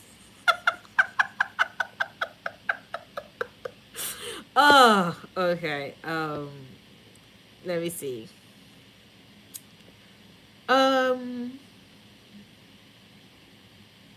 Okay, so she was not the same in Inquisition. That's what makes that such a funny criticism. She changed over 10 years. She became a mother. She mellowed a little bit, and 10 more years after that. Exactly. But like they're trying to rewrite it like, oh, she was the exact same person in Inquisition, and I was like, nah, nah, nah, nah, nah, nah, no, no, no, no, no. Some of us liked Origin Morrigan. We love Inquisition Morrigan. We like and enjoyed Vilgon Morrigan. Like, we have seen her, all the iterations of her. Don't be pretending like she's been the exact same person. Like she wasn't. She wasn't the exact same Morrigan in Inquisition. Like that's just a lie. Um, Tala, hi Taylor. Is it Taylor? I'm pronouncing it as Taylor. Taylor Gaming. So hi Taylor. Yes, it's the difference between a 20-year-old and a 40-year-old. You are absolutely right. Babe just began a romance with Tash yesterday. Still on my first playthrough. Yes. How is it going? How is it going? Are you enjoying it? As someone who is romancing Tash in my third run, because I have 3 runs going simultaneously, although one is far ahead of the others. I'm actually a bit sad because I'm coming close to the end of the game. I'll probably meet like end game in like maybe the next week or max 10 days if I try and squeeze it and just take it like maybe 2 hours of playtime every day. I'm not looking forward to that. Actually, really, really do love Vilgard. So, yeah. Glotka, it was interestingly enough, you had connectivity issues and I had light issues. So like my electricity switched off briefly. So you didn't really miss much because that was when I went off for a bit and I had to like sort out electricity and then have it restored. And that is, so I was off. I also was out for a while. So you're good. You're good. Red Lyrium games, absolutely true. It doesn't work in real life when a 40-year-old is exactly like their 20-year-old self, to be honest, and it doesn't work in a fictional narrative either. It doesn't. It doesn't. Also, it doesn't make for very interesting storytelling. Like, it makes no sense. A 20-year-old living with their mother, who is Flemeth of all people, is going to be completely different 20 years later and potentially a mother herself. Yes. Yes. Exactly. Exactly. Honestly, right? People really be out here proving that they have zero media literacy, and I'm like, why? Why? You like engage critically, engage like intellectually with the things you enjoy, with the things you consume, right? Like, I and the worst part about it is that with everything, like with AI doing the thinking for people, writing reviews, writing reports, it becomes easier to sacrifice that, to let something else handle that. And I'm like, that is when you lose your humanity. You have a beautiful brain. It's beautiful. It's fascinating. All the neurons, everything firing in there. It's there. It's your brain is there for you to think, for you to analyze, for you to process, for you to come to your own conclusions. The only thing we're meant to be doing on YouTube is sharing our opinions and being like, this is what we think. You are meant to be like, okay, let me go experience that thing for myself, and then let's come and have a conversation, and we can like that. Your brain is beautiful. Why not use it? Why not use it? Why not let it be the peak of what it can be? Why have somebody else think for you? It like, anyway. Sorry, I'm going to just start going into people.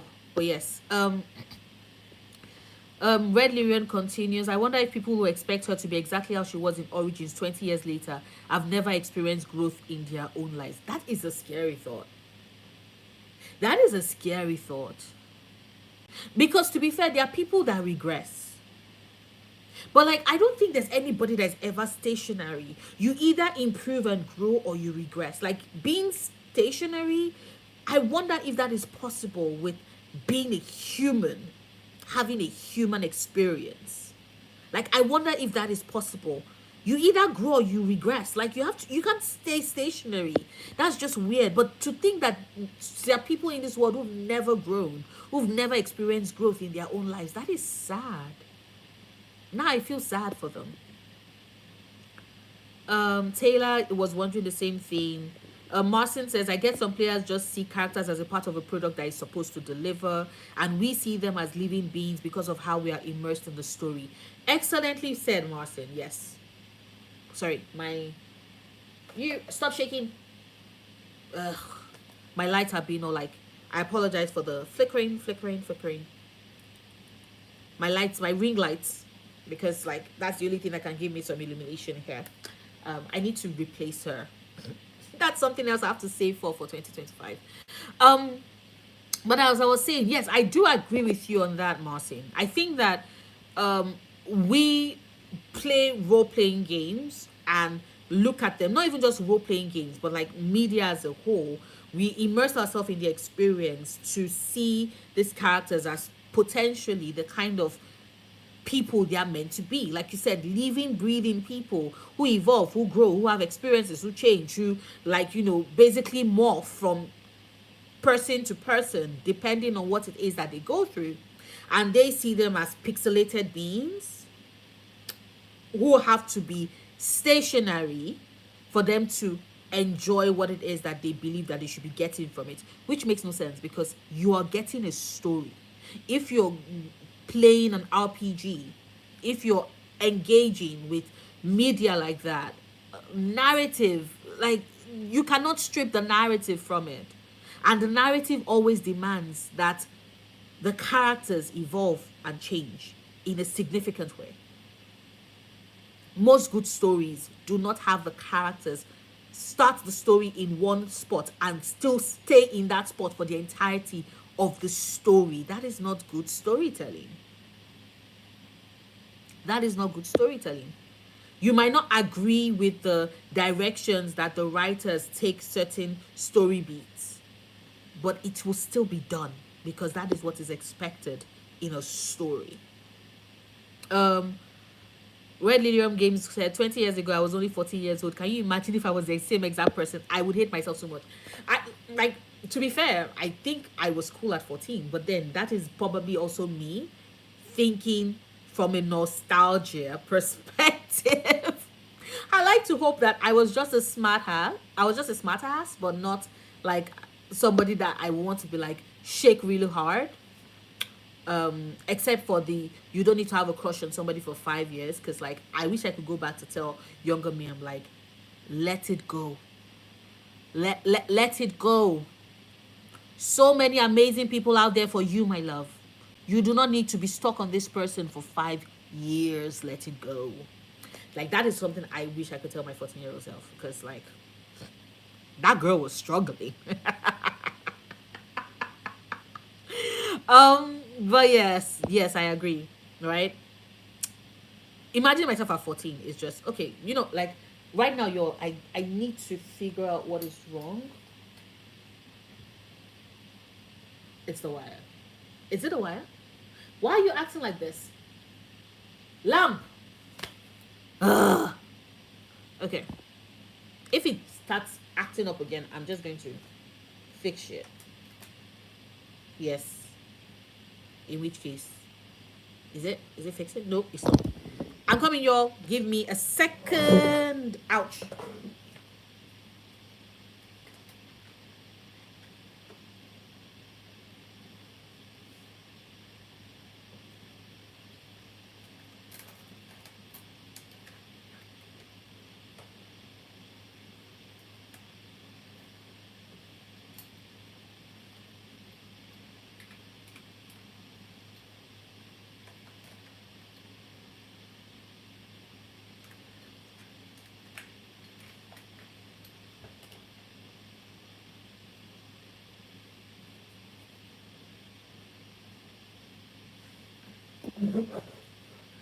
Okay. So, I think the light is set. We fixed it, people. We fixed it. See, that's the thing about the difference between um me recording a video and me doing live, because like if this was me recording a video, all of this part you all will not see because I would have like cut it and edited it. But now you're seeing this live, so here is the experience of a small-time creator. So what was it? Where did I stop? Yeah. A lot of things stay the same, but so many vital things change. Yes. Because ultimately, no matter how many years have passed, who you are at your core stays the same. Right? And there can be different interpretations of who Morrigan, for example, is at her core. But we would always say that she's somebody who is fascinated by matters of the arcane, that she's always somebody who will always be in search for knowledge. Why does she want that knowledge? It's probably tied to how she felt like Flemeth did not tell her a lot, right? I would always say, for example, that the reason why Morrigan is so driven to learn, to know things, is because she was raised in a home where her mother basically picked and selected the information that she shared with her. And so therefore it left her with this burning desire to make sure, to ensure that she has every single knowledge that she needs, everything, like she learns every single thing that she needs to know. And that is why she's always thirsty and always desirous of it, right?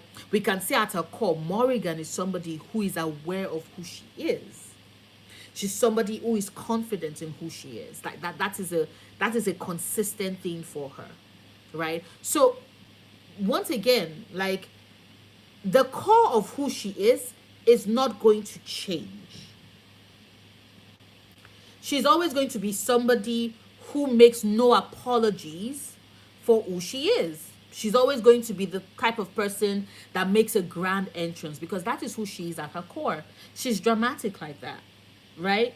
But the certain bits of her characterization that would be malleable, that would be given to change depending on what her life experiences has been. And so having her grow, right, having her change, having her realize that this she can drop and this she doesn't need to drop, and this she can keep and this she can improve on, is part of a very human experience. And although these characters might be pixelated on our screens as we are forcing them to do things, but at the same time,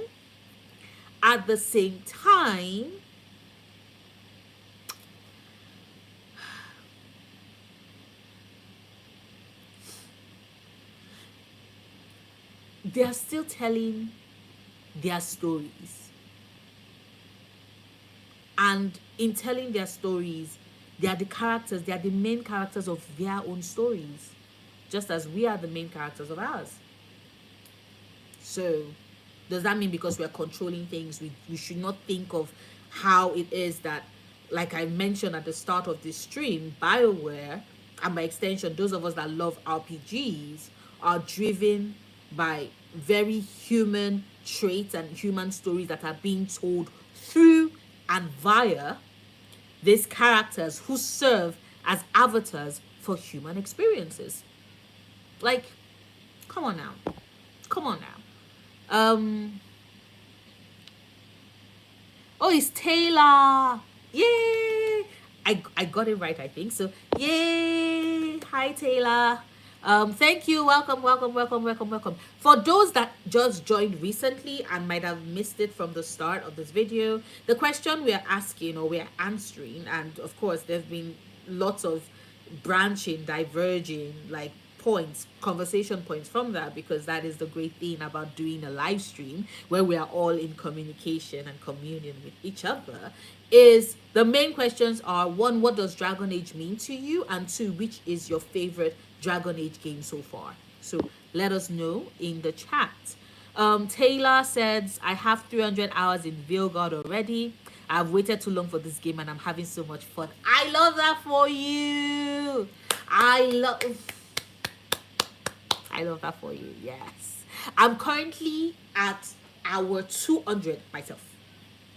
I'm currently at 200 hours so far.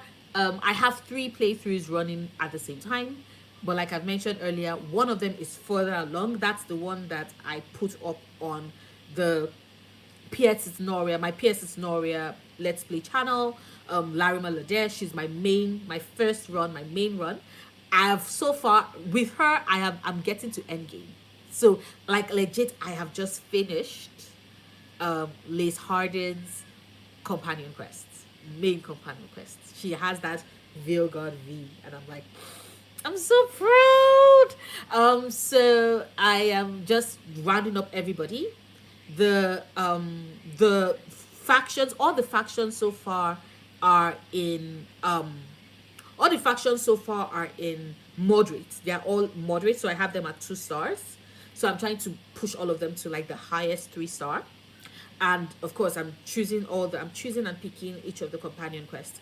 I've done laces. I've done laces companion quest. So I think next up for me, I might probably do Tosh next, right? Or Emmerich. Oof, because Emmerich is my boyfriend in my first run. Lucanis is my boyfriend in my second. Tash is my partner in my third. Fourth run, romancing Belara. Fifth run, romancing Nev. Sixth run, romancing Davrin. And then seventh run, romancing Lise Harding. Glodka. Emmerich is a daddy. I am so happy that you're in agreement with that. I have been kicking my feet, so it's so funny, right? Because the first two romances are more sweet and Emmerich is charming, and all of that. And then the third romance is Tosh, and I know that that's going to be spicy. No!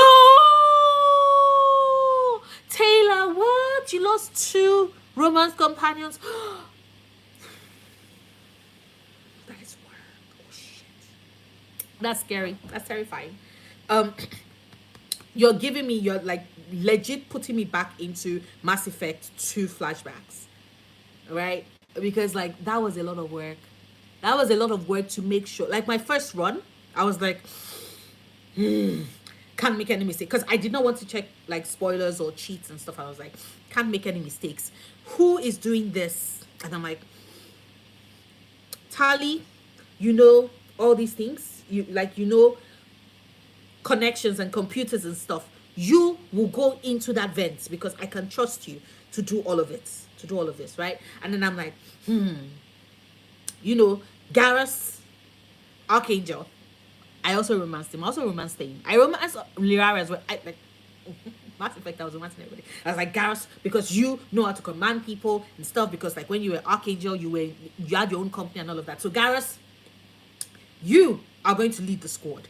Like that was how I was doing. And then they're like, oh, for the one with the biotic abilities, I'm like, Samara, you're a Justicar. Nobody else. Like, if sure, Jack can be like, I'm the most powerful biotic. I'm like, Samara, you're a Justicar. You have centuries of experience. I am putting us in your hands. Like, and I made it.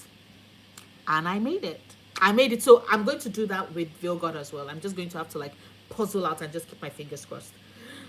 Although also at the same time, I'm like, to have my Rook lose the love of her life, it's going to break me. But also it's great storytelling. Like, why am I like this? Why do I want to break my heart like this? Why am I looking for, because I'm like, if nobody dies, like if like everybody survives or a romance partner survives, I'll be happy. But if the person that she romance dies, I would be heartbroken, and it would also be a delicious experience and delicious emotions. Like that is me. That is me and my fucked up brain, y'all. And I love it. Why am I like this? Why? Why am I like this? Okay, sorry. So we got distracted a bit. So this was like, okay, I can hear you. Okay, thank you, this. Red Lyrium Game said, that's so real. I actually think 14-year-old me was pretty lovely for a 14-year-old, but I would not want to be that same child at 34. No one should want that for themselves, to be honest, right?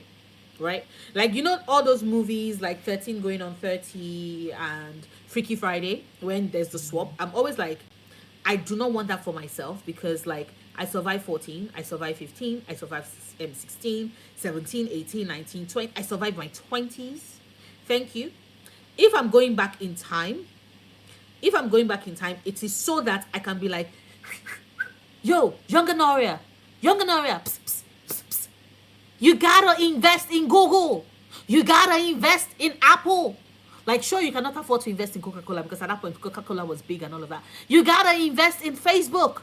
Like, that's legit. What, like, that, if I'm going back in time, it is, I'm like, we're going to make business decisions, and it's just for me to invest that money, and then I want back in my body in the future, where I'm now living a comfortable, cushy life, because I bought shares and stocks in all those companies.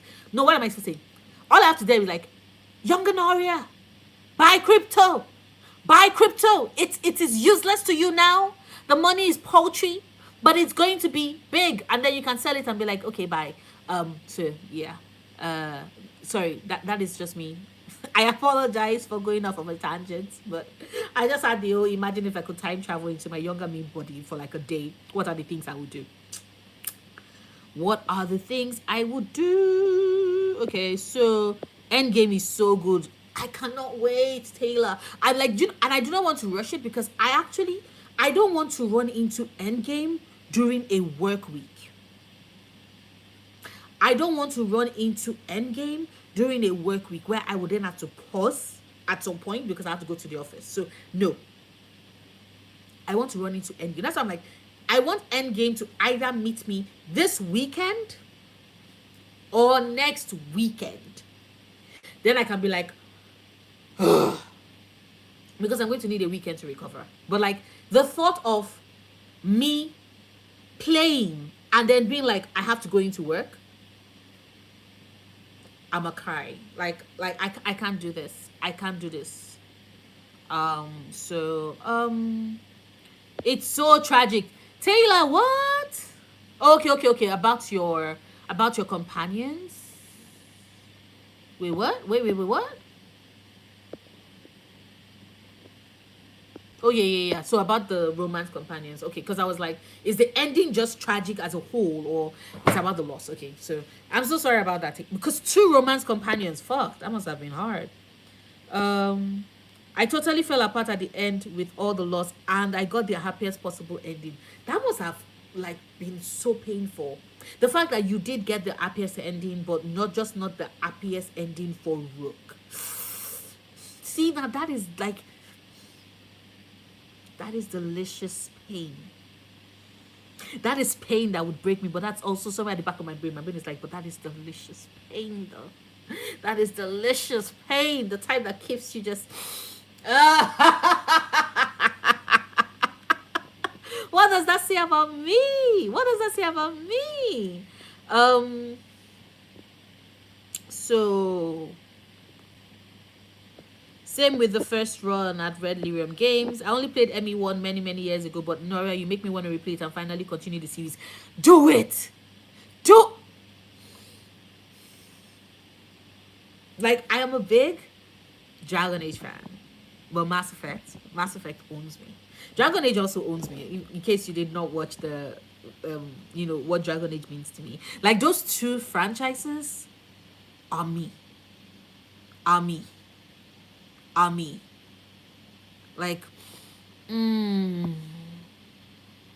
please, if you can, like, I personally, there are people that prefer Mass Effect 1 because, once again, it's all debatable, right? It's all debatable. People, some people prefer 1 to, like, I personally find 2 as my absolute favorite game in the series.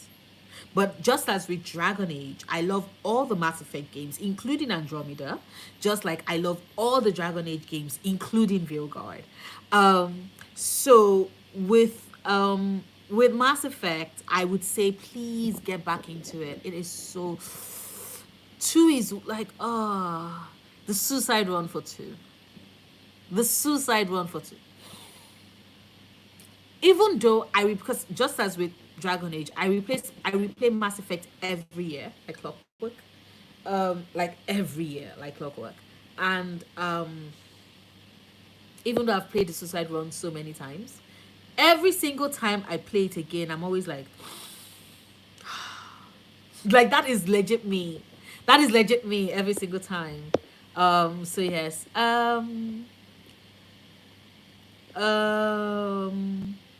Red Lyrium Games, Nora, you're so real. I love a tragedy. I have some future rooks planned out where I'm going for tragedy on purpose. See, now that is where you're stronger than me. I'm okay with accidental tragedy, but for me to choose tragedy on purpose, actually, yes, I do that at times too. Just because sometimes you're like, give me the pain, break my heart, crush it into smithereens. Let me be in pain. Let me just be like, why is this happening to me? Let me hold my head in my hands and be like, no. Like, yeah, that kind of thing. Satisfying. So, cute kitten. Thank you very much for the compliment. So Blocker said, I played Veil God with some haste as to not get spoiled, so I was fully shocked by that ending. I've actually avoided the ending of Veil God Lotka. I've been able to successfully avoid the ending. I'm very happy about that. That's because, like, due to lots of muting of words, and people have been considerate enough to not, like, tell me stuff. So Taylor said, my heir of Ferelden was a human noble who died at the end. My inky romance solace. I love the drama. Thank you, fellow drama lover. Thank you. Miss Ann Wilson, I agree with you, Nori. I love a good emotional story because it hits so hard and is memorable. Like I still talk about those stories years and years later, right? Like the stories that devastate me, they sit with you for a long time, don't they? I'm currently trying to look through, like, fuck him always. I'm going to do it as a pre. I'm going to say it as a. I'm just going to say this as a what's the word I'm looking for? A heads up. Yes, like, just because fuck him always, but the end of Sandman comics, right? With the wake, I was an emotional mess. Sandman is one of my absolutely favorite comic series. It's the reason why finding out that Neil Gaiman is the way Neil Gaiman is just. But I agree with you. Like the sad, the sad, the sad games. Like this, I said games. The sad stories, the memorable stories, the ones that break you, that break your heart, emotional stories. I'm trying to think about, like, emotional. I'm looking. You all might not, like, wonder what I'm doing, but I'm looking at my shelves because one of these days I might actually do a look at all the books on my shelves because I have a lot of books on my shelves. But I've been collecting them for years. So, but let me see. I'm trying to see a book series I finished recently that just broke me with how it ended. Maybe it did not have like a an all too good ending. Maybe it was like bittersweet and stuff. Um,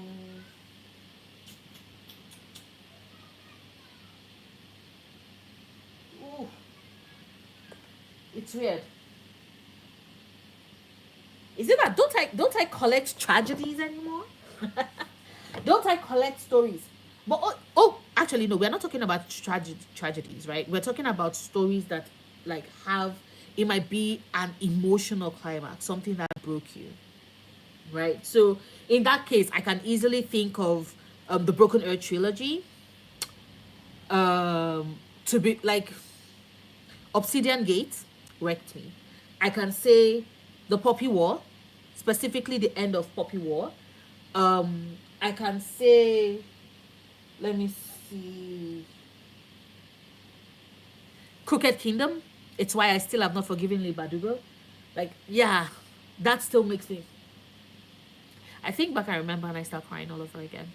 Um, Iron Widow was really good as well. Iron Widow was really good as well. Yeah. Yeah. Iron Widow was really good as well. But yeah, so, like, stories that wreck me, sign me up. That make me emotional. Sign me up for that. I am all down for that.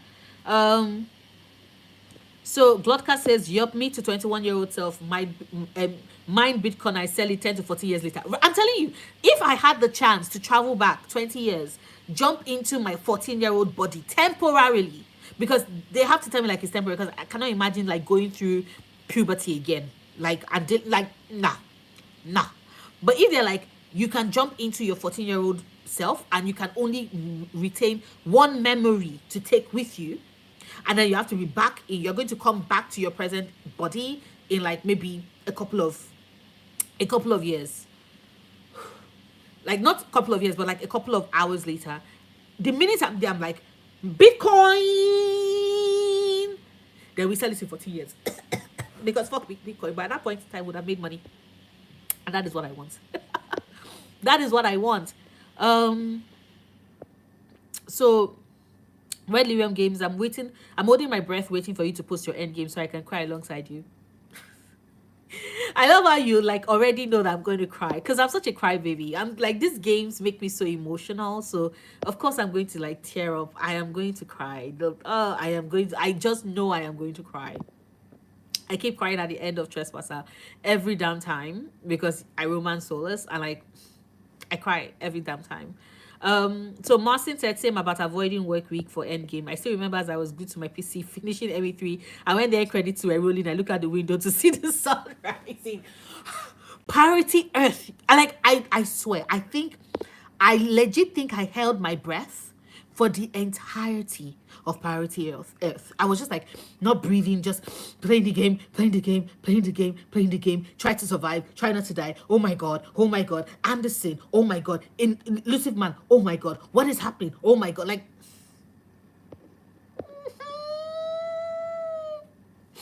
it cannot be during the work week. It cannot be during the work week. It cannot be during the work week. Red Lyrium Games, I know I should be ashamed considering streaming my first. No, don't be ashamed. Like, it happens. Like, life happens. Considering streaming my first ME2 run because it will keep me motivated. Do that. Do that. Like, I am glad I am motivating you for sure. Like, please do it. Red Lyrium, I want to choose a tragedy on purpose every time we romance office. Yes, we are.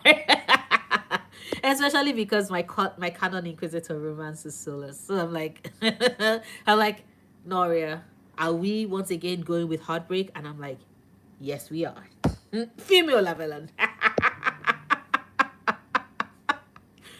um, Teresa, hello Noria, Imasido. Hi Teresa, welcome. Happy Dragon Age Day. Out the Uncommon Ice Dragon, what new comic did you get today? Please let me know. Please let me know. What new comic did you get today? I am curious. Oh, okay. Oh, I've seen it now. Two-Face and Poison Ivy. That is great. Oh my God, that is amazing. That is amazing. Oh, it's been a while since I bought comics. I want to go to a comic store and pick up new comics. Oh. Constellation Draco. Hi.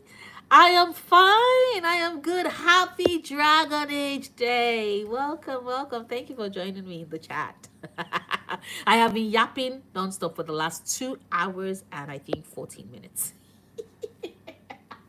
For those that have been along with me all this while, I am so grateful. Thank you for giving me your time and sitting and just chatting, talking Dragon Age with me. And, a couple of other BioWare games. That has been fun. Broken World Trilogy was so rough on me. Glodka, and it was so funny because I read, okay, so the first N.K. Jemisin book I read was The City We Became, right? And I got that, I did a hybrid read where I have it physical hardback and then I also got it on audio because the audio rendition of that book is just, it's beautiful to my ears. It's like, it's magic, it's art, it's fantastic. And I was just like, I was left just wrecked, utterly wrecked. And I'm like, I need more N.K. Jemisin. So I was like, let's do Broken Earth Trilogy. And I read that because like I do body reads on my Patreon. So we pick a book and we read. And because it was Broken Earth Trilogy and we wanted to take our time, we read it slowly over like we read each book slowly over the space of 2 months. We met every weekend, every Saturday to talk about the chapters we'd read previously, to read a bit more, to talk more about the book. Like we did that. So Broken Earth Trilogy was my life for 6 months. And I was a wreck. But also, this girl, because of the fact that I just like to puzzle things out, and I was reading this with I was reading Broken Earth Trilogy with people that had read it before, but were reading it because they really love the books. And I was like, imagine if this happened, and imagine if that happened, and imagine if this happened, and imagine if this person was this person, and imagine if this was this person, and imagine, and they were like, it got so bad that people had to go off of camera because they couldn't give the game away because I was guessing shit so well, and they were just shooketh. And they're like, why? Like, for the longest time, nobody wanted to read with me. Because they're like, why are you like this? I'm like, I'm sorry. My mind just went like that. All the Uncommon Ice Drag. Max Empire was good. Oof, no. Trix Weeks killed it. They killed it in that book. They killed it with that book.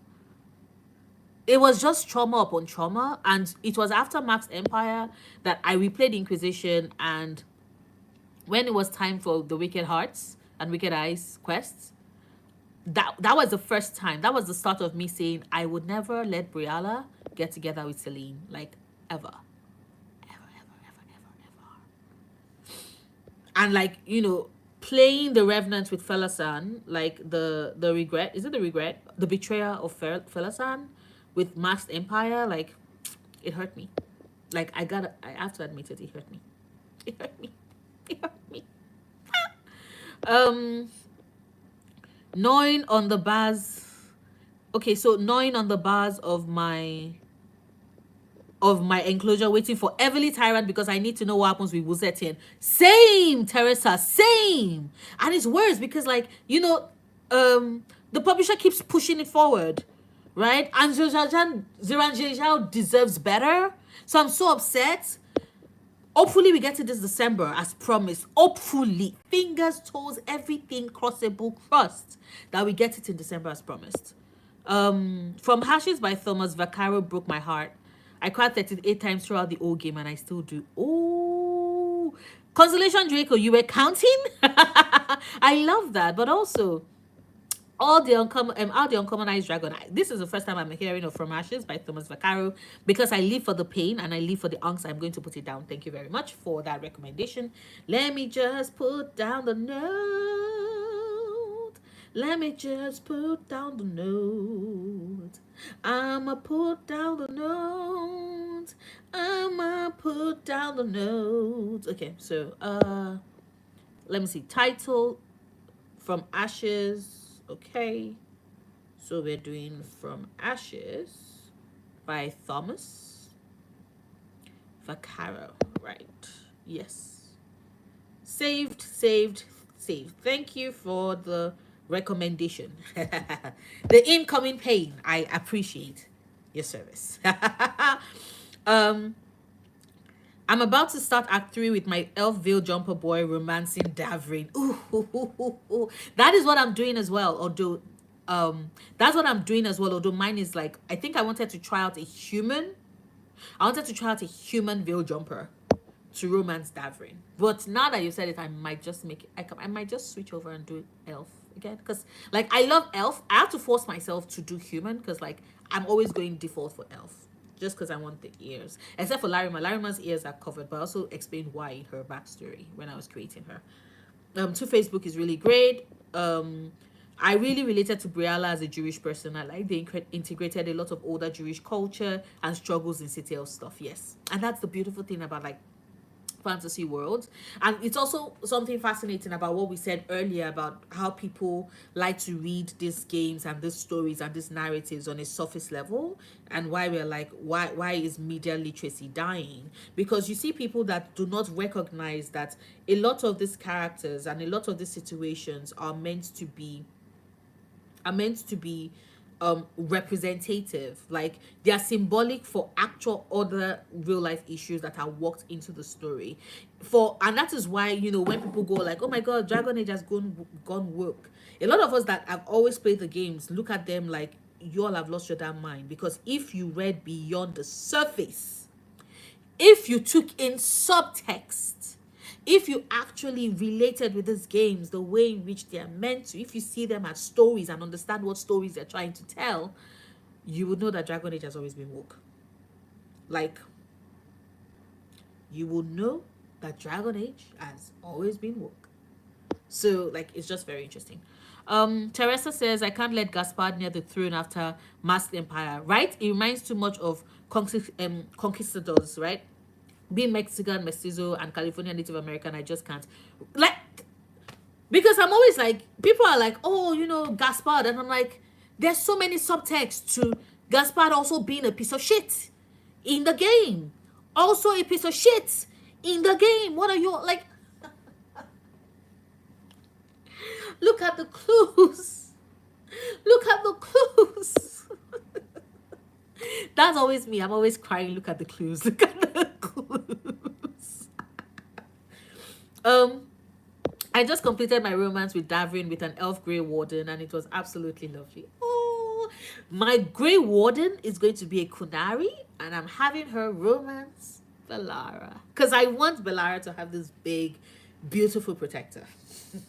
Someone that just looks at her with all the adoration, because my baby girl deserves all the adoration. So, yeah, that's what I'm going to be doing.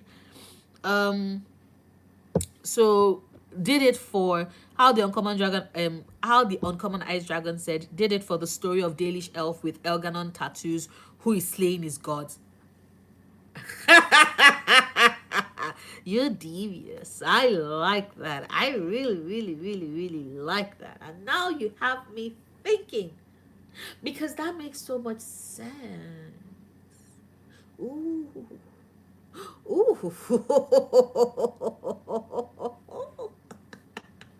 I might create two daily elves, one to bear Gillenan's tattoos and the other to bear Elganon's tattoos. It means that when we take down Razikel and she's screeching when she's hurt, I would be cackling.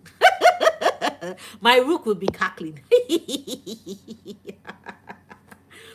um, so Al says, not. Oh, sorry. Okay. Glodka says they went woke criticism is the most ridiculous thing ever. Because I'm like, they've not been engaging with the story. If they've been engaging with the story and the world and the universe, they would know that what they're saying does not make any sense, because anybody who has played this game in any way, paid attention to the story, would have told you that they've always been woke. It's so. Do you know what was funny? So I follow Magdara on YouTube. I'm not going to specify what video because I don't want you all to go. But there's a particular video where somebody left a comment to Magdara, the Magdara, and goes all like, well, Mark, I'm so happy. I hope you never go down the left liberal, sphere. You are one of my favorite game developers. Please do not go down the left liberal hole. Thank you, Mark. And Magdara just responded with an LOL. Because I'm like, Magdara? You're saying, Magdara, please do not be a progressive lefty. Magdara? Not be a liberal? Magdara?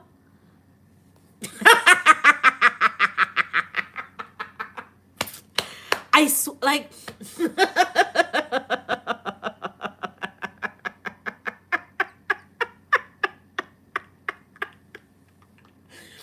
It was so funny. Like, the question was, like, when it's so out there. And I was like, what? And I was laughing. And I was laughing extra hard. And Max, because he did not need to say anything. The LOL was just the best response, because, my dude, what? You seem to have wandered in the wrong place. What are you doing, baby?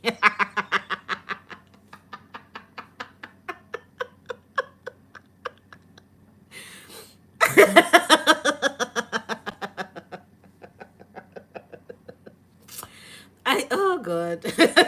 Certain people are just funny on the internet. Like, you just see so many things and you just start laughing. So yes, I agree, Glocka. It's the most ridiculous. The went woke. BioWare went woke. It's the most ridiculous thing ever. Like, they always been woke. What are you saying? All the uncommon ice dragon, Zevran was taking it up the butt all the way in 2019. Like, it's always been woke.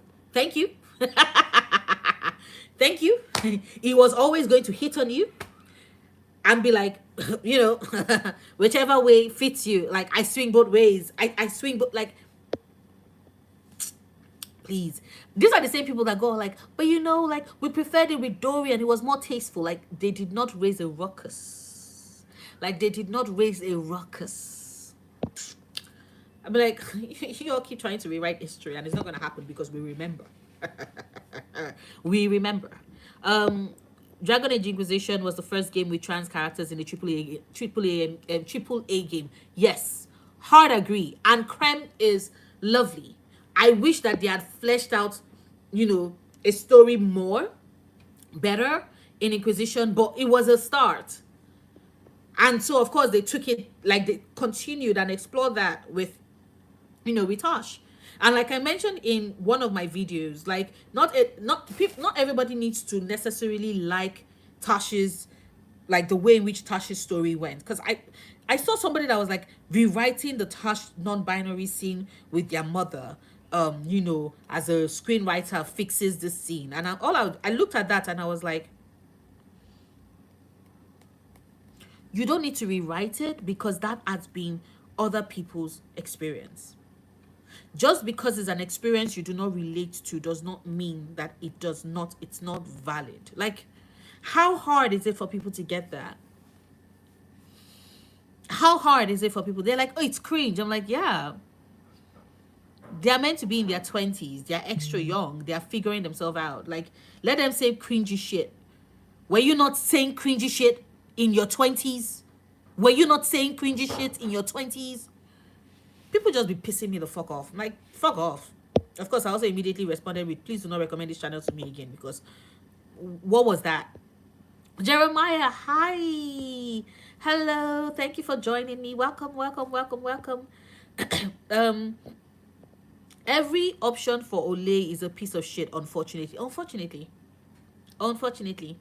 Because I worry for Briella. Like, if you even put Briella on the throne and all of them are there, all of them are there waiting to backstab her, it's just going to be very uncomfortable. So that is why I basically have all of them work together and reveal all their secrets. So it then becomes each one of you know what the other person is hiding. If you play your cards right, after I leave as the Inquisitor, you start figuring out how you can best utilize the evidence I have presented to you.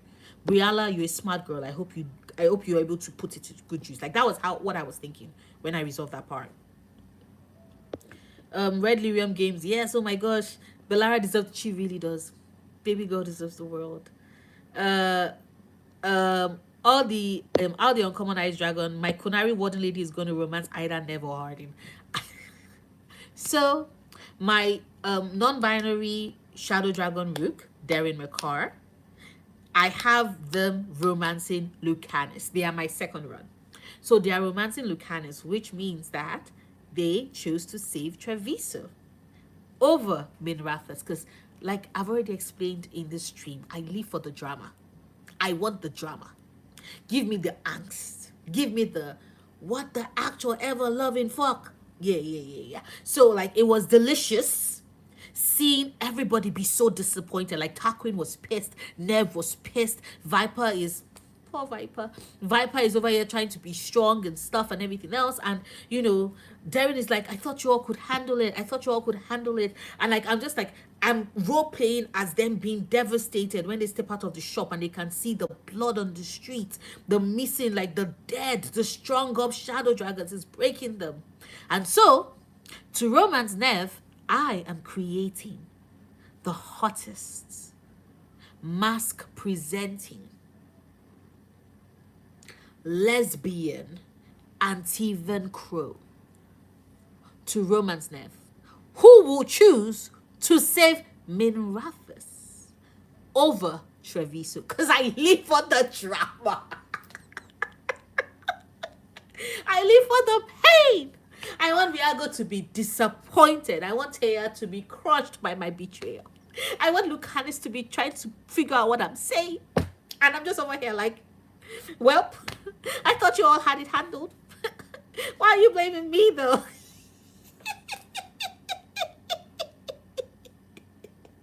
So I'm leaving for the angst. I want the angst. I'm going to do the angst. So,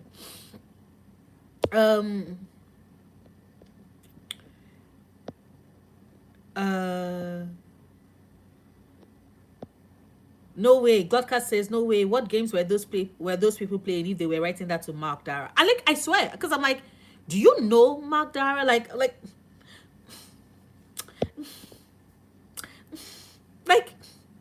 have we been playing the same games? Have you been like, what?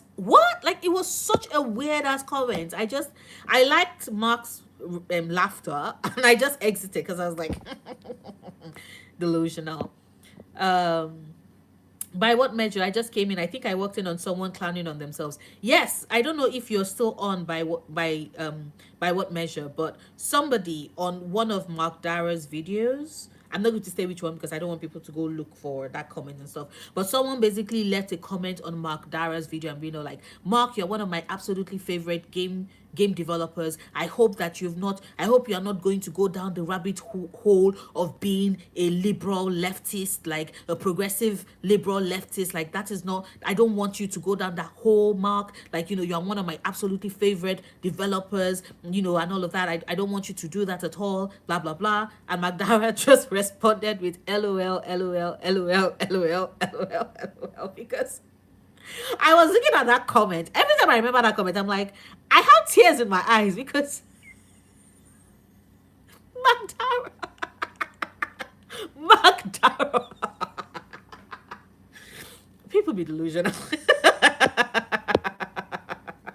People are so delusional. What? So that is what you missed. By what measure? I ordered all the uncommon ice dragon. I ordered outcomes of my Konari rook with Lucanus and my elf rook with Davrin. They came out great. Oh, who did you use? Could you just drop? Because I am making a list. Like I said, I'm not going to be able to um make all that extra payment this year, but hopefully next year, because I definitely want to do. I definitely want to do that. So which artist did you reach out to? Can you just drop like their Twitter handle or Blue Sky handle if they're on Sky?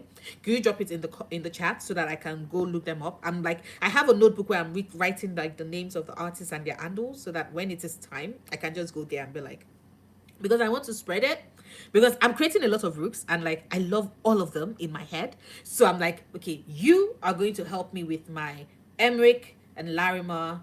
You are going to help me with my Darren and Lucanus. You, I'm going to be gifting I'm going to be like commissioning to do my Maina and Tash. I've not figured out a name for the others, right? But like my Kunari Rook with Belara, my Antivan Crow Rook with Nev, with Nev. Sorry, my Grey Warden Kunari Rook with Belara, my Elven Antivan Crow Rook with my beloved baby girl Nev, my human Veil Jumper, right? My human Veil Jumper Rook with Davrin, and my Morn Watch Dwarven Rook with Hardin. So like I have everything. I cannot wait to create everybody. I cannot wait. So yes.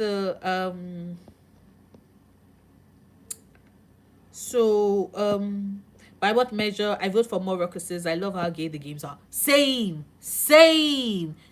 By what measure? Same.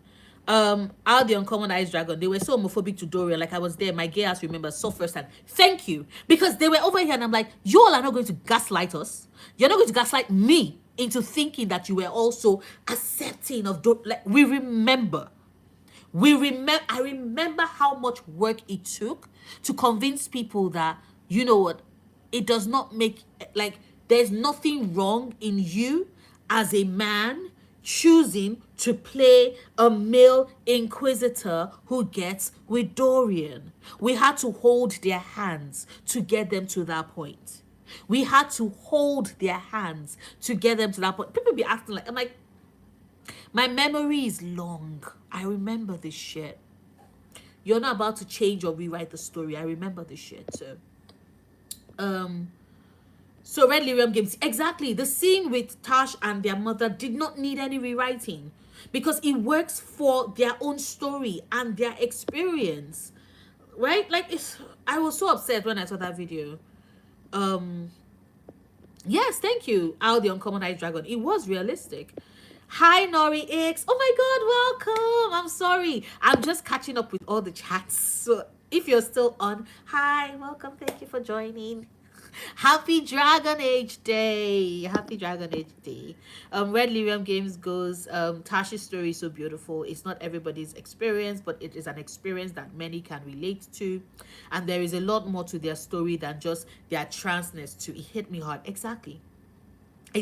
As someone myself who exists in multiple cultures, because like my dad is from this place, my mom is from this area. I was born in an area totally separate from where they are from, and so therefore the language I speak is neither of their languages. The what I relate to, what I know, is what was familiar to me where I grew up. And so I've always felt alienated from like all this. I belong to none of them, I belong nowhere. And so like it was so it was so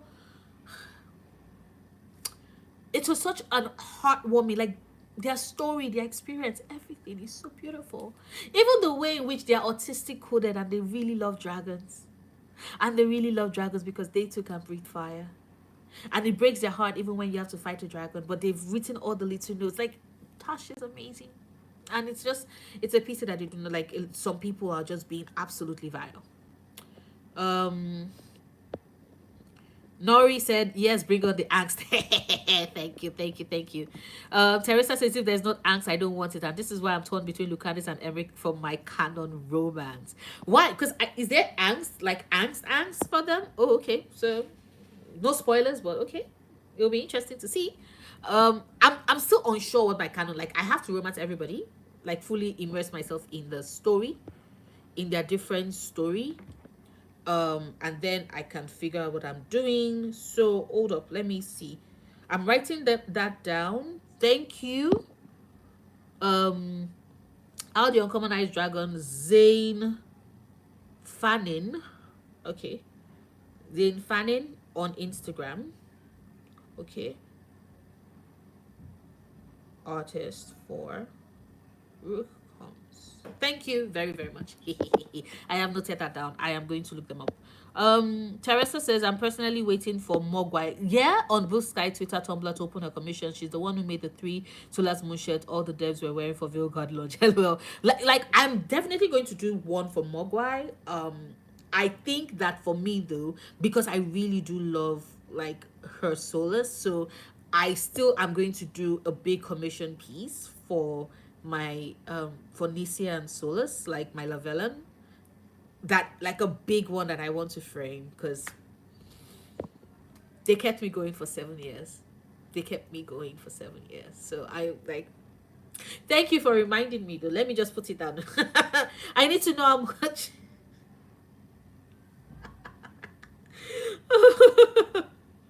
I need to know how much it will cost. If I need to start saving for 2 years for it to make, for me to make it a reality, let me start saving in January 2025.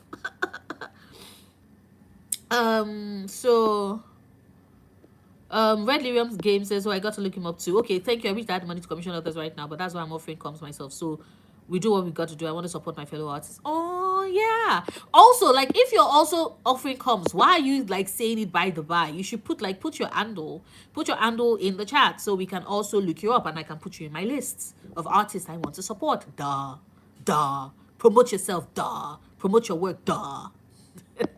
This is me trying to encourage you, right? Because I think that the thing about creative people, and yes, I also consider myself within that group, is that we tend to, one, undersell our work, and two, we tend to feel like society has basically trained us to be like, I don't want to put myself, I don't want to like feel like, seem like I'm pushing my work or pushing, like trying to sell myself too hard to others. Like, you lose all the shots you do not take, right? So you lose all the shots you do not take. So put your handle in the chat, please. Thank you. Zane Michael Fanning did 3 image steals for 90 for me. He also did 2 pieces like that with my male elf and Alistair, and 2 pieces of Varric and Hawk. That is very affordable. Thank you. Okay. Teresa says David Gader said it is both shocked and pleased to hear how many straight men love Dorian and have romanced him. Like, it's so funny because we had to lead a lot of them to that point. But once the video started and people started meeting Dorian and they started experiencing his relationship, because I also have a male Lavellan that I create to romance Dorian. I have different inquisitors to romance the different companions, because I also do love Josie. So like once the video started going and people started seeing how Dorian's romance actually is, they started getting over their hang-ups. And I think it's because they started getting over their hang-ups that people now, some of them now are trying to rewrite of, oh, we've always been accepting of Dorian, we enjoyed Dorian's story. And I'm like, no, we had to ease you to that point. When it first came out, your response, nope, nope, nope, nope, nope, nope, nope, nope. Your response, no. How the Uncommon Ice Dragon? Yes, I am on Blue Sky. So just the same channel name, Chronicles of Noria. Chronicles of Noria on Blue Sky. So or you can send you the comp so you can see Zane's work. Oh yeah, yeah. So I'm on Blue Sky. So you can put up the, if you're comfortable, you can, because I think Blue Sky does not like disables like DMs. So if you're comfortable, you can make a post, you can make a skit, on Sky, and then you can just add, Chronicles of Narnia so I can see it. But yes, please, thank you, I appreciate it. I would have also said I'm also the same on Instagram. It's just I rarely ever use my Instagram, or at least I've not been using my Instagram of late. So sorry, like it's so okay. Hold up. Okay, so I was worried. I thought there was something new. Oh, okay. So, there are choices, choices, choices. Okay. I accidentally almost spoiled myself. I'm just like, I've been so good at avoiding spoilers so far for Vilgard. So I'm just like, I want to maintain that. So I almost saw a spoiler, but like my brain was like, spoiler alert, spoiler alert. We can see a spoiler alert. Mayday, mayday. Extract yourself, extract yourself. And I did that really, really cool. Like, I'm proud of myself. So Scottish Warrior was big DA YouTuber in Inquisition time, and he was straight and saying Dorian had the best ass in gaming. Dorian has a spectacular ass. Dorian has a that romance scene with the Inquisitor when you get to see his ass. Spectacular. Spectacular. Spectacular. We can spell Dorian. I wish I could spell Dorian's ass in the sky. Like Dorian's ass. Dorian's ass. Dorian ass. Oh my god, you all would think I'm like drunk or something. Nope. I'm just giddy because it's Dragon HD and I'm very happy. I'm very excited talking about these games. I love these characters. So, Red Lyrium Games, yes, I was adopted. I have a split identity and I have the strange experience of having unresolved issues with my biological mother before I lost her suddenly. Yeah, it hits hard. Sending you all the hugs. Sorry, I got stuff to my hair. Sending you all the, this is all the logs, all the kisses, but also all the hugs. All the hugs. Mine was also like, not, I wasn't adopted, but like, my biological father was not in the picture, so I was raised by my stepfather, and so that's like an older. There are so many levels to my identity that having that conversation with my therapist has always been very interesting. Trying to process all of it, the intricacies, and how everything connects to each other has been very interesting. So, oh my god, the Hawk outfit in new update looks awesome. So here is the thing. Because initially I was like, I was not going to really play Larima. I wanted to do like Darren and Maynard tonight before I have to go to bed. Right? But because I want to see, like, I want to have like a first-hand experience. A first-hand experience of the outfit, of the update. And I want to like have it like recorded. Like I want to have like my experience, like my first time experience on it. So I think I would play Larima tonight and then do Darren and Maynard like later tomorrow. So but like, ooh, I'm so excited. Red Lyrium Games, yes, Tasha's story felt so real. So Miss N Wilson goes at Red Lyrium Games, yes, Tasha's story felt so real and relatable, and the actor's performance in those scenes was so emotional and amazing. It was. And the fact that a lot of people ignore that and like do not process, especially because they are also voiced by a non-binary voice actor, and just to realize that part of what they're saying, part of what they're embodying is their own story and their own experience. It's just it adds layer. It has layers and depths to that scene that a lot of people discount when they look at it. Um, very much so at Miss and Wilson. It brought me to tears. I was a total wreck for like an hour after that one scene. Like, stop making me cry, Vil God, right? Stop making me cry. Will God, stop making me cry. Teresa, the pronunciation, is that for me? Because I'm wondering if you're having a conversation with someone else. Just confirm, please. Um, Veil God has my fan fiction brain in overdrive. Same Nori X. Same. Like, I might actually go back to, because I took a long ass break for like almost like 8 years. I took a like almost 8 years break from writing fan fiction. And then I got involved in the Malek Big Bang because I am a big Malek fan. I'm a big Sochi. Is it Soshi? Soshi 2? Soshi Il? Soshi E? Is that IL double I? Because I'm wondering. Hold up, let me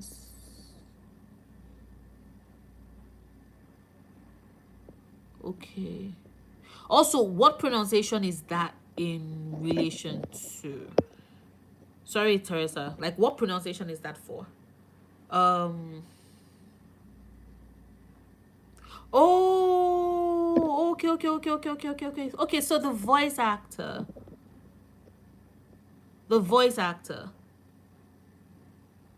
Ah, got it. So she. Okay.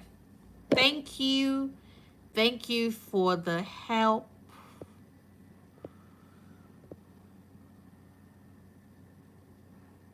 Oh, it's your Rook's name. Because I was like, is that the name for the voice actor? That is so cool. That is so cool. That is so cool, Teresa. That is so cool. Sorry. Yeah, I was saying that because I am a big Malek fan, like Shadowhunters, you might not be able to see it from my shelf. You can see the 10th edition of that red book.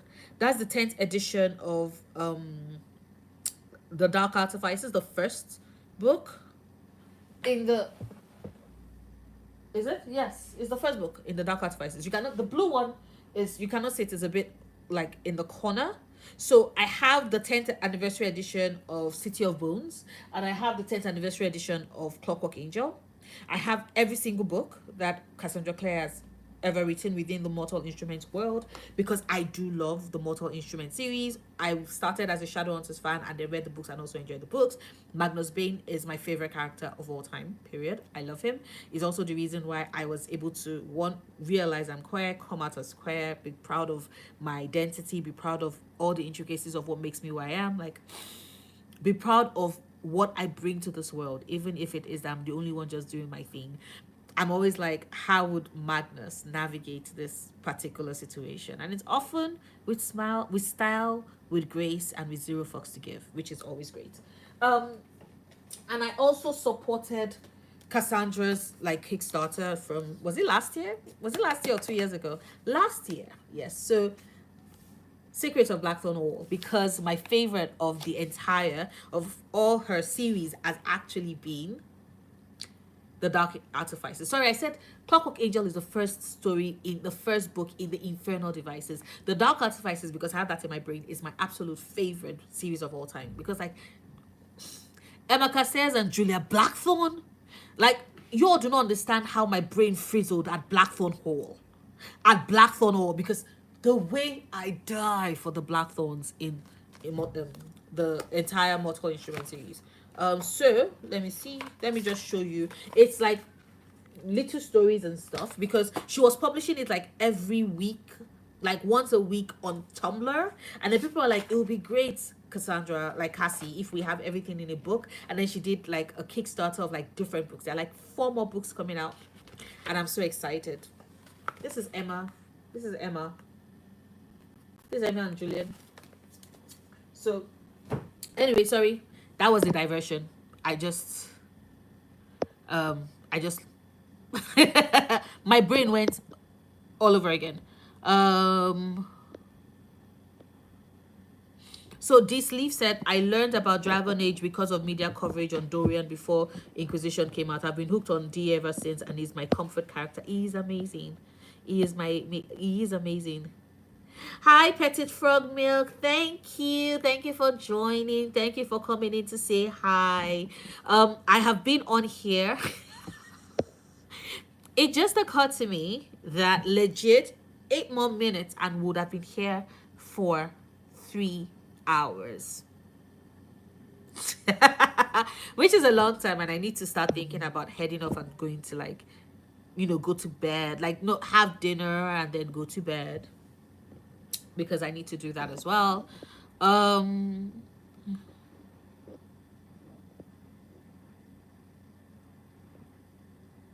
okay, but like I said, amazing for your rook, amazing for your rook.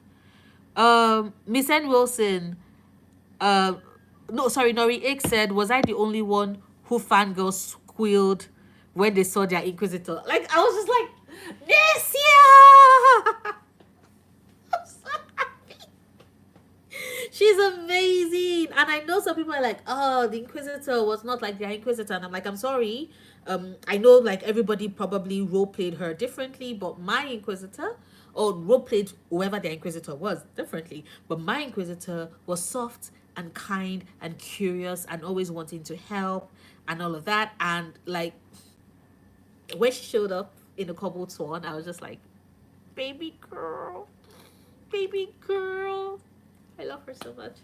Um, so Miss Ann Wilson said, I didn't squeal, but I smiled so hard that my face hurt. Like, it's like, I love when that happens. I love when that happens. When you get, like, appearances and you're just over here just delighted, absolutely thrilled. Absolutely thrilled. That like, it's making me so happy.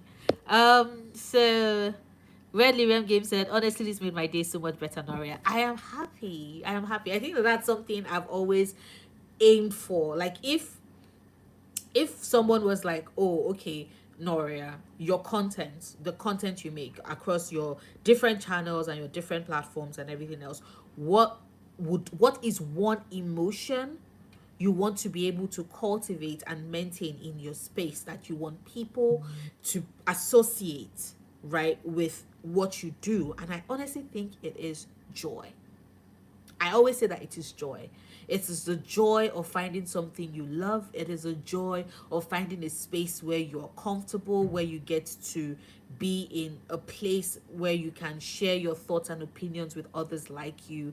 It's the joy of, like, learning to see something in a new way because of something I said or because of something someone said in the comments. It's the joy of knowing that you are allowed to be a nerd with your interest, and there is somebody else out there in the world, right, who is just as well, right? There's someone else in that world, in the world, who understands just why you love this thing and want to talk about it on a constant and is willing to do so as well. Like, so I am happy that this life has made your day, because making your day has made my day. If that makes any sense. So yes, thank you.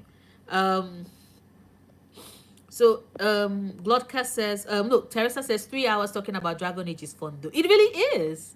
And time flies by when you're having fun talking about Dragon Age. Like, it just I am delighted. I am delighted. So yes.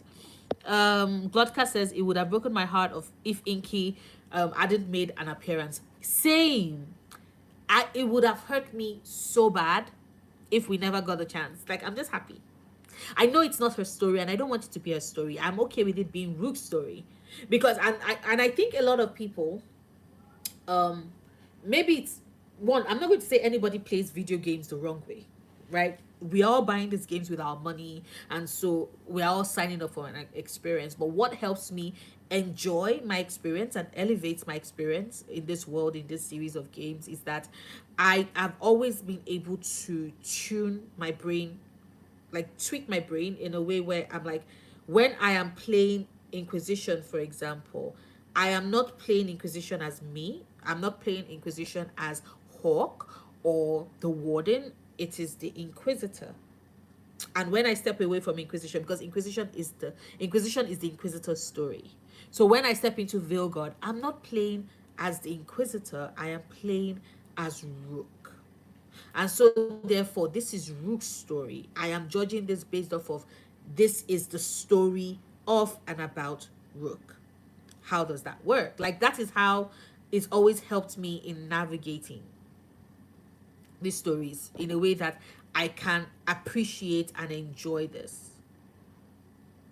Right? Wait, hold up. Why isn't it letting you send me art?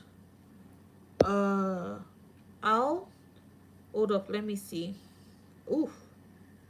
Mm, let me see. Hold up. Mm,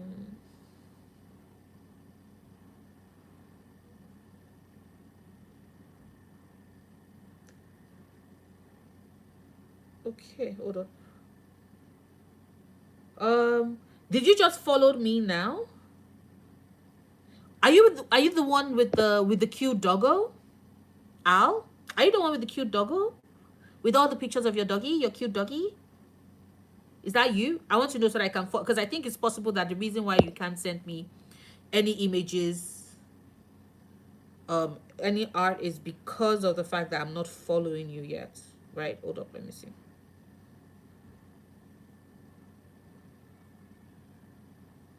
Aha. Yes, it is you. Yes, okay, so I think you should be able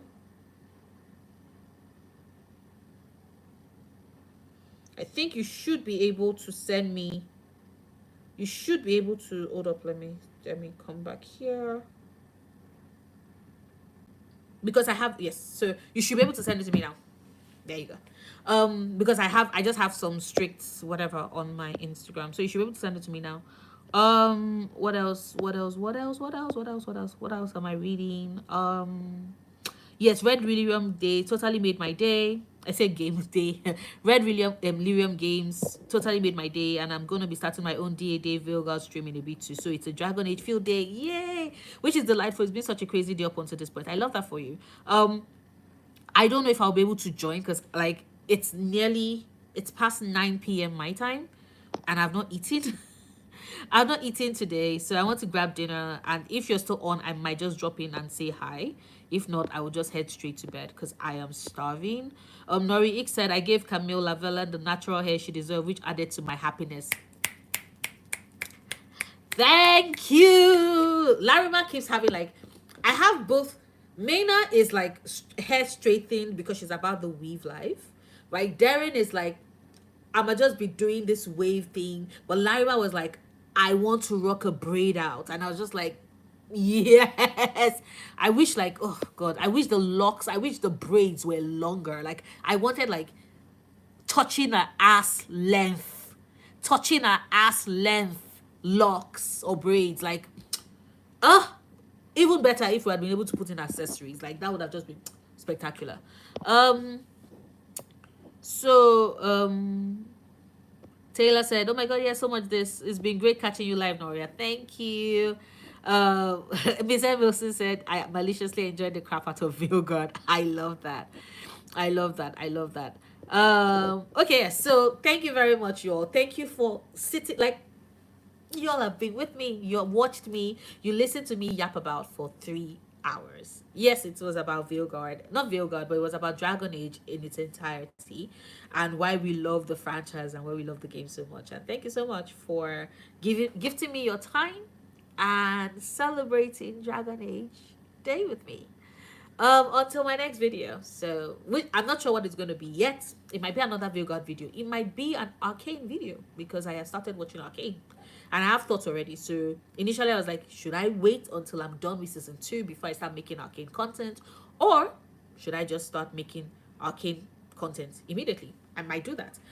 Mo Muhammad, I'm sorry. I'm sorry. It's nice to see you though. Hi, I'm sorry, yes, we are wrapping up. It's been 3 hours of conversations. When when the stream ends, if you want, you can just watch the entirety of the stream once we are done, because we did cover and chat a lot about a lot of things. But yes, thank you all so much for coming with me once again. Happy Dragon Age Day, and I will see you in my next video or in my next stream. Bye.